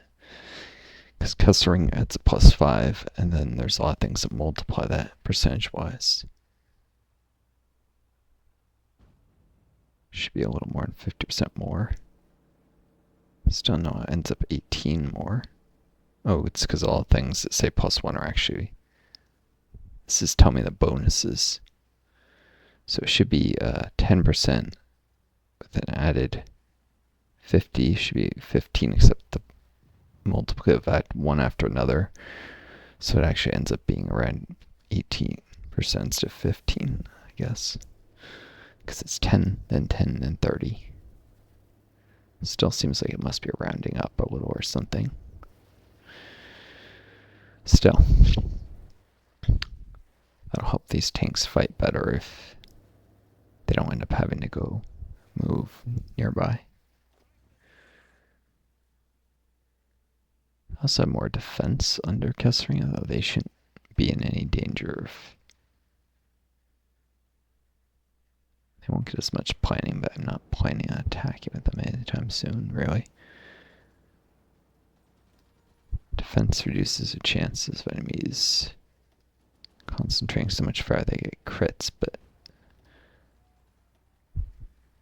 seems right now the Soviets are only carrying out minor attacks to stop me from digging or reorganizing, except for here. This is the one division that might be able to suffer crits if they all concentrate fire on it and could pierce its armor.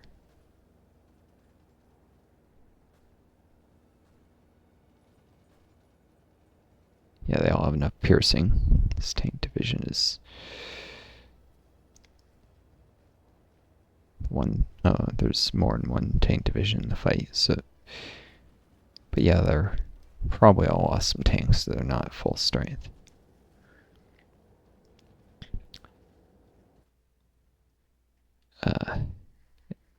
The Panzer IIs are so outdated at this point. Even though this template's very heavy on the tanks, it's still not armored enough against most artillery and even especially anti-tank and anti-air guns.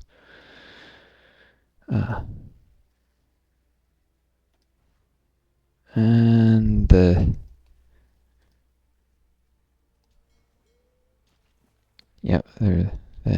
Italians are probably planning naval invasion somewhere along here. These guys don't have enough divisions to defend all the ports, annoyingly. Maybe forced to rush some divisions back there soon. So I could place this from here. This guy's been fighting it under some bad supply attrition forever. Gotta give up on the idea of taking this supply hub anytime soon. I say that, but it actually looks like the Czechs have started to wear themselves down.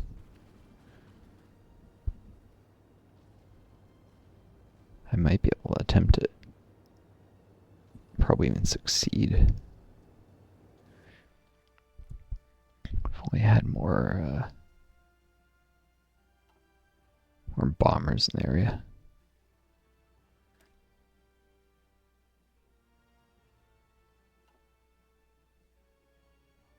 These guys are losing a lot of stuff to enemy anti-air. I only have one production line of bombers. It's still not even at full efficiency yet.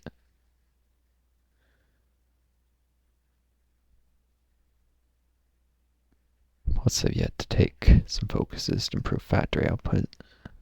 I mean to do. And production efficiency cap.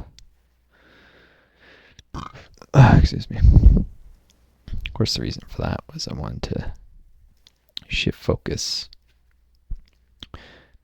to dive bombers and to on a huge air zone like the Balkans, I actually need the attack.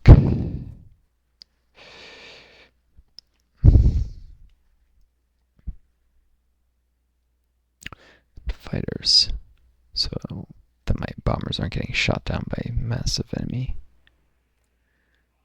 aircraft swarms, which they're not. Yep, this is partly about shooting down enemy fighters and bombers. What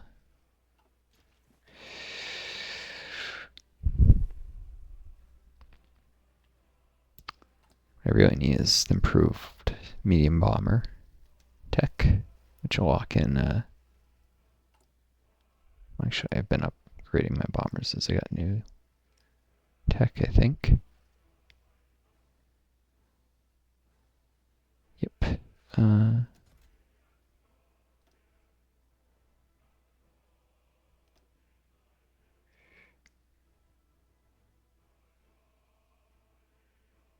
It's going to do medium airframes because this designer I'm using for medium aircraft mostly.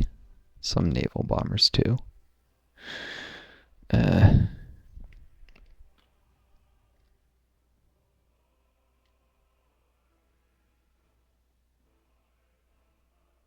Also transport production someday. They do some of everything, unless they grow from producing naval bombers, but I'm definitely going to step up transport production someday, and I believe they can be used to tech better transport stuff.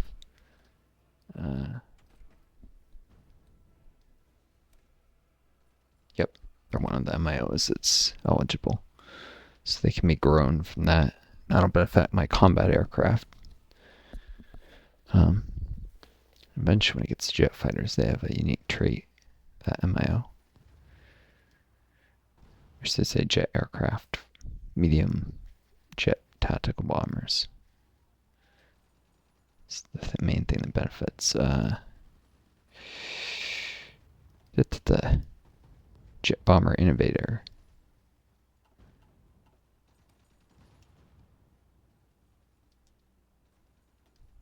Which makes the medium bombers move faster.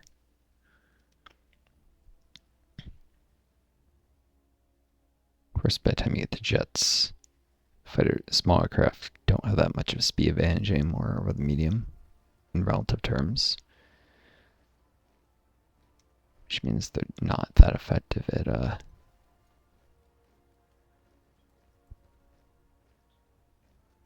they put exactly the right number of divisions in to fill the width. Interesting.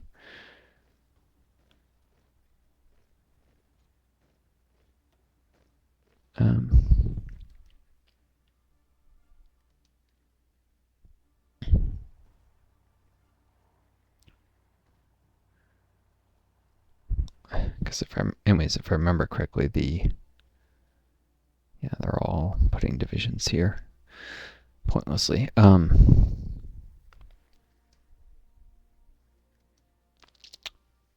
There's two factors: speed, a relative speed advantage, and absolute speed bonus to damage dealt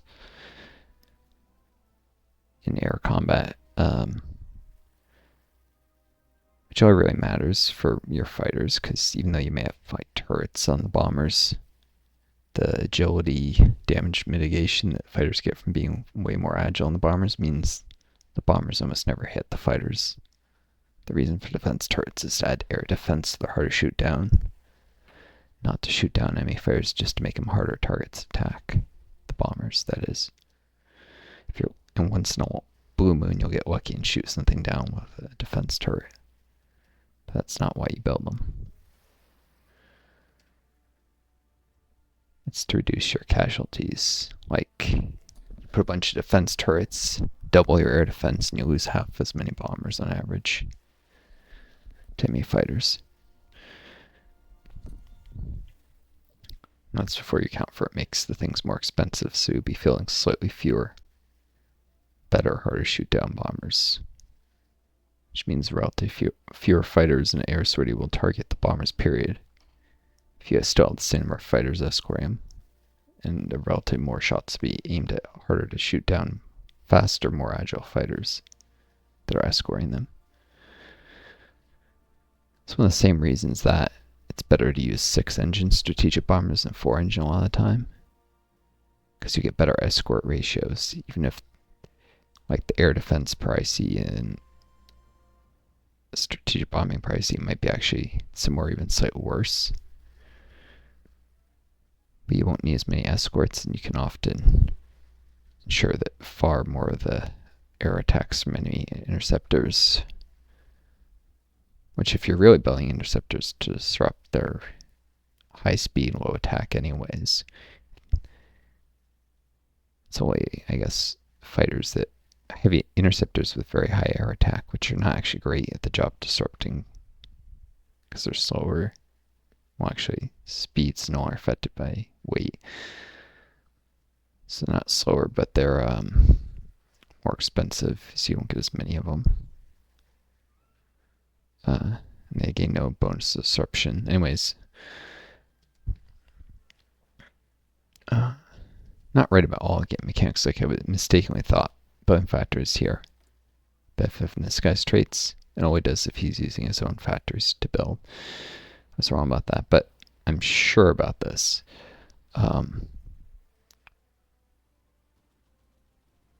That I've checked, and interception mechanics don't care about air attack of the interceptors. Interception disruption, they only care about their speed. Now the escorts will mitigate more disruption if their air attack is higher, on the other hand. So building lots of fast, cheap, small fighters that just have light machine guns can be a great way if you're just trying to stop bombers from blowing up all your factories until you can win the land war or something, or carry out a sea line or whatever you're doing, instead of trying to shoot down the bombers in war of attrition. That be much slower, and because you're disrupting the bombers less, they'll do a lot more damage in the meantime. Speed and numbers are what you want with the interceptors, unless you're actually trying to shoot down the bombers, which, as I said, is difficult and expensive. Because if anyone who's using bombers is all smart, they'll accompany them with fighters and air superior missions, which will take most of the hits, and then you're just in a fighter dogfight duel. If someone's bombing you, they probably have stronger industry. They're bothering to strategic bomb you. It's not usually a good idea to use strategic bombers unless your industry is stronger than your opponent's.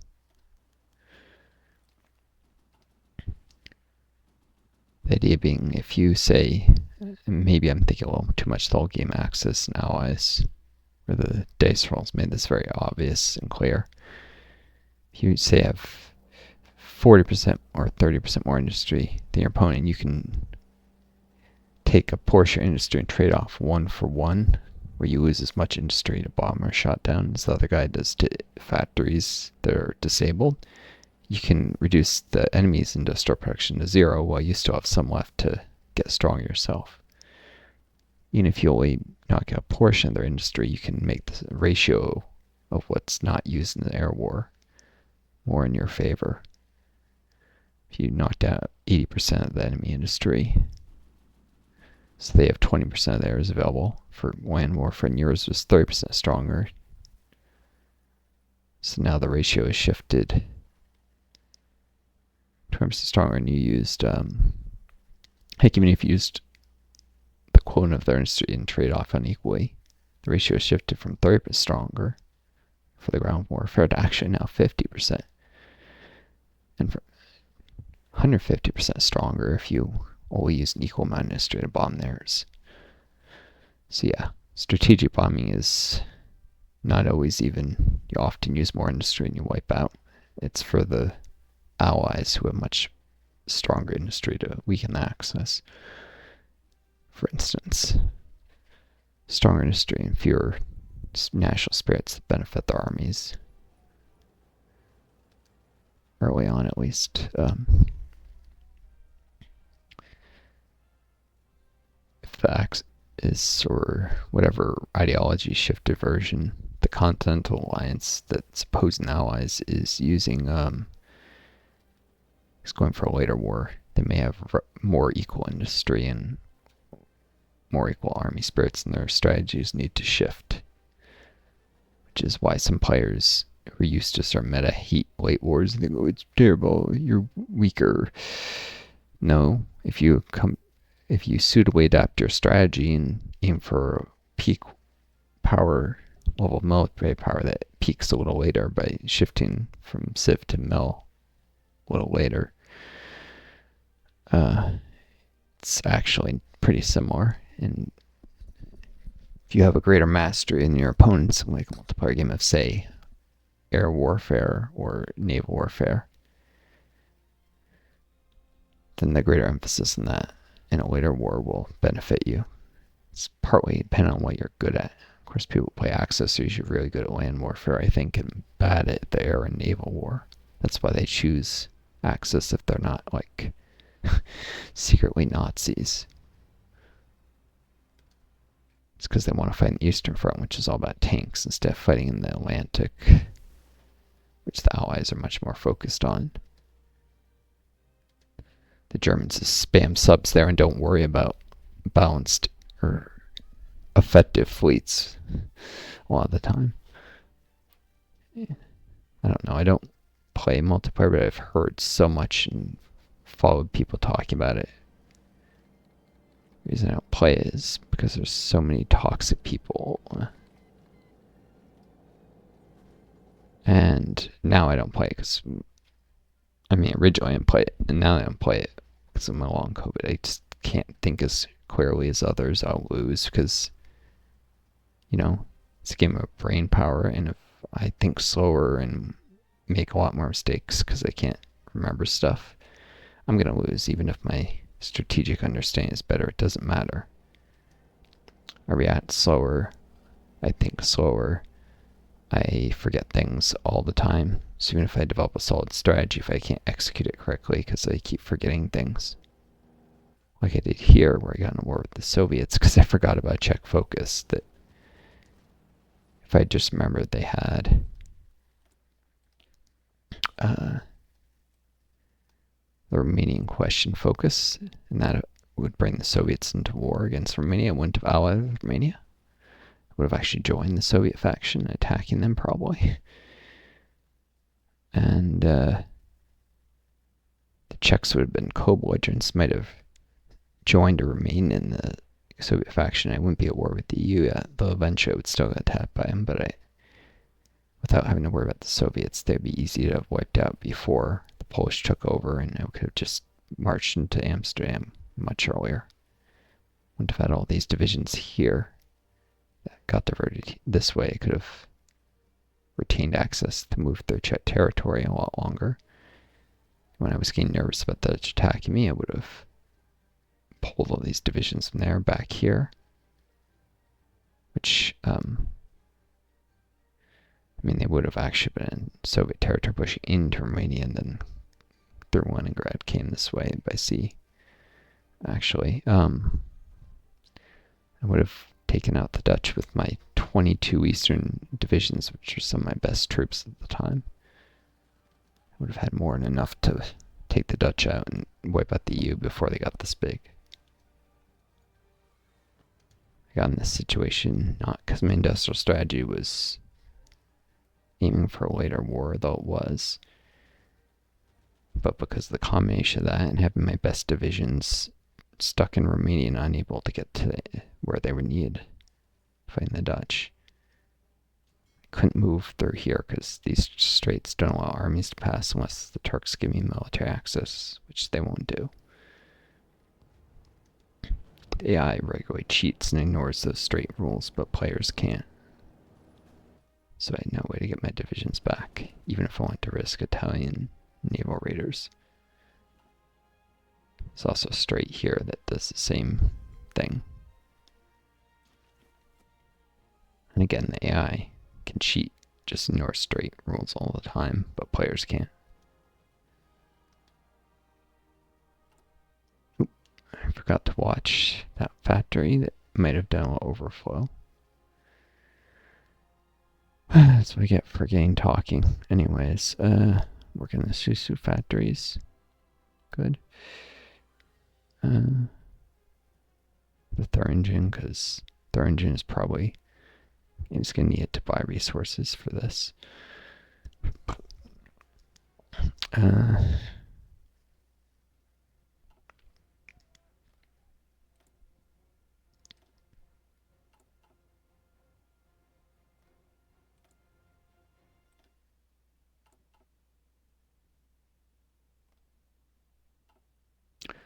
I think these guys already are short on resources. They're not. The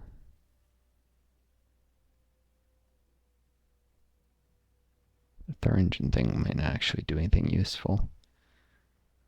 I'll swap that. No, oops, swap that, I meant. Progress will still continue with their own factories, but if they complete this, they'll be able to buy steel and stuff from wherever they need it. They can buy from me because they not at war with the Poles, and I won't pull them into the war. So they should be able to trade their Polish territory, I believe, or by sea without getting naval raid, because they're a neutral country technically. Yep. Yeah,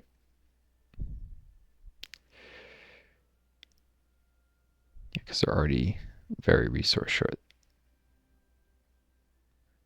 Of course, it's worth this having this one mill.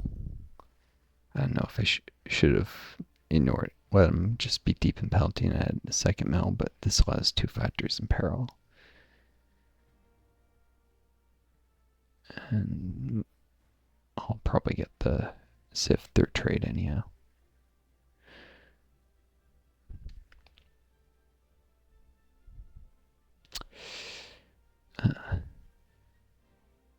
I should do, I hadn't gotten around to, for when Thuringen eventually finishes all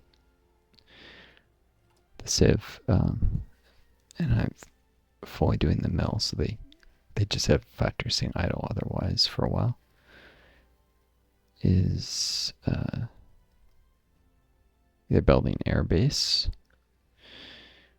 which may eventually come in use for basing interceptors or stuff to bomb the Czechs. It's one of the it's not quite as good as Dresden though for air bases.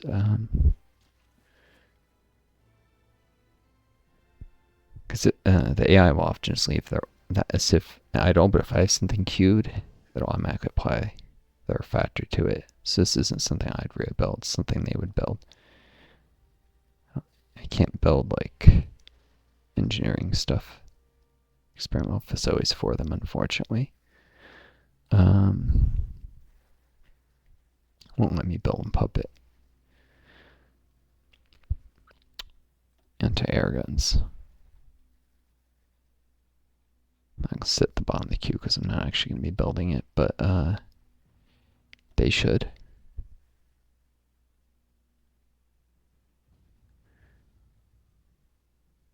I mean, maybe I'll eventually do it before this bloody Westfalen thing because I need political power. Nah, not even that. I probably have the political power by this point. Someday that'd be useful when I call them into the war. I don't think the anti-air guns reduce semi-air support unless they're belligerent.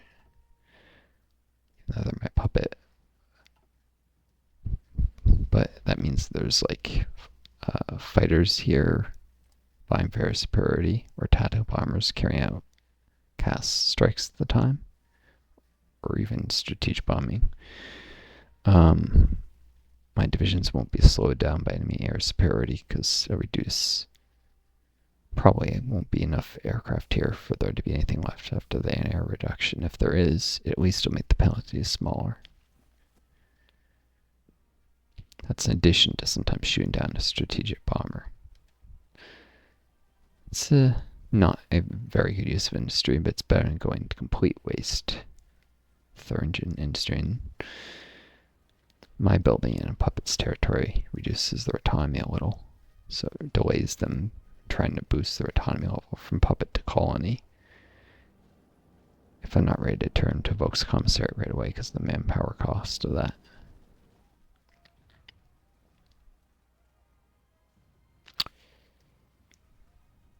The political power costs of it too, making that transition.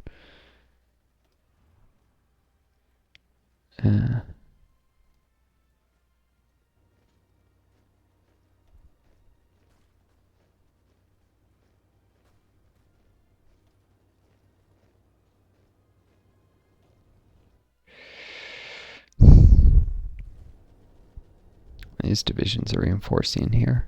Should probably send a tank here soon then. Laser got a new trait point. And it's just about time to cut this video. It's gone a long time. I already did vehicle mount capabilities. And vehicle landmines, not great. Can't do this yet until I actually tech infantry equipment 3. I already have expert models.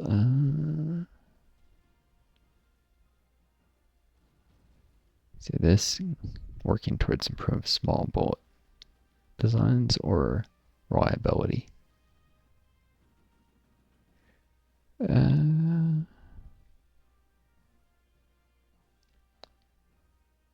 Yeah, rifles the thing you actually usually at least want to do mass production type stuff on, even though you produce a ton of them, because they're the most cost effective. Like they're very cheap, spending a little more industry per man to get better performance. Like every division type will use them. Even tank divisions need motorized, so their HP sucks and their work sucks. So every division type uses rifles. Unless you bring some utterly ridiculous division that won't work well. There's going to be infantry in it that use rifles, and it's almost always worth investing in quality with them. Now, the armor-piercing stuff is, once you get the stuff, the anti-tank like rockets, higher tech levels, these traits become eventually useful. So your piercing heart attack at this tech level is pretty useless. It still won't be enough. And breakthrough is super important, especially when you're attacking with infantry, which I'm still stuck doing because I don't have enough tanks yet. So I guess I'll work towards this. Pattern sights, not a great trait.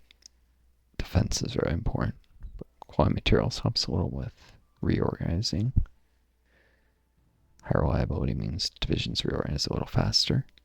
Smaller and bullet designs is very good for the soft attack and breakthrough. So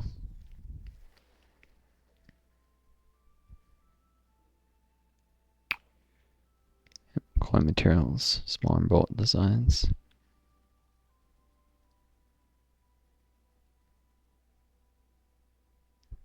And then maybe experienced manufacturer, because reorganizing faster is very useful. Maybe I will consider this because this does save me a little political power from assigning them. And the production efficiency cap, if you do it very early at low tech level, it's useful. They already have like mass assembly line production, so probably better off with experienced manufacturer after small and bullet designs. More reliable equipment is also more cost-effective equipment because when you win a defensive battle, you're more likely to recover it. Although the enemy is also more likely to capture it if they win an offensive battle against you.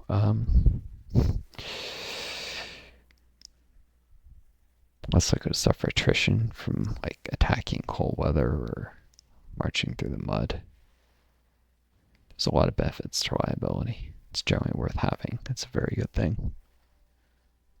It's novice players focus away on like attack. Better players learn the value of breakthrough and reliability. Especially, well, it's possible to overdo breakthrough. You see people with these huge 40 wood tank division. No, that thing has way too much breakthrough. It's pointless.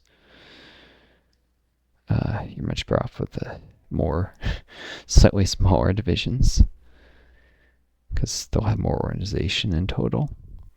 They can more flexibility to split up and head two different directions after breaking through enemy front lines to take more provinces and force them to react to more places. Or split up in a defensive situation where one division can only cover one province, but obviously two divisions can cover two. You get the idea.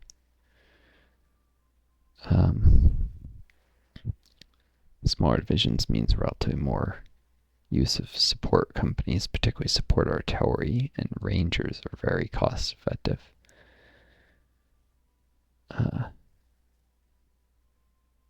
Or light armored recon sometimes.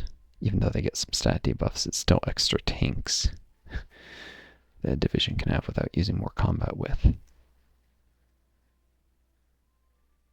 Engineers have better stats usually. They'll add to the per width effectiveness, but they're quite expensive in terms of support equipment. But yeah, support anti-air, support artillery, support anti-tank. Recon companies in many cases, especially rangers when you have line artillery, or if you're using tanks you won't probably have line artillery unless it's the motorized variant. So you might actually use light armored recon there. But what else? Engineers and pioneers, expensive, but allow you to entrench more and be more effective when crossing rivers on the offense, which are often where defensive lines end up being. The key places enemies hold are rivers, hills, forests, sometimes mountains. If you're just strong enough to push the enemy on flat ground, but not quite, then they'll often end up digging in on defensive ground. And that's often where you want to defend on, too, for what it's worth.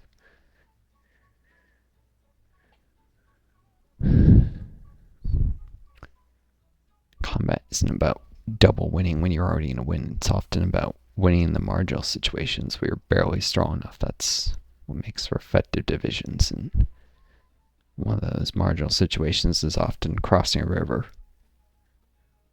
where engineers give you better stats. Considerably better stats. Or attacking a fort, or etc. Whereas Pioneers help with amphibious landings. They also help with defending against them, at least they're supposed to. I think that stat is bugged and it doesn't work though. Just like Engineers are supposed to help when defending forts, but they don't, because it's bugged. They're supposed to add to the defense value, which is actually both attack and defense stats when on the defense. The way it's coded, I think. But then there's like a missing line in the code or something dumb. Anyhow. Till next time, this is Northstar signing off. Wish you all the best. Take care of each other. Be kind to yourselves. May you always fighting a star to lead you home.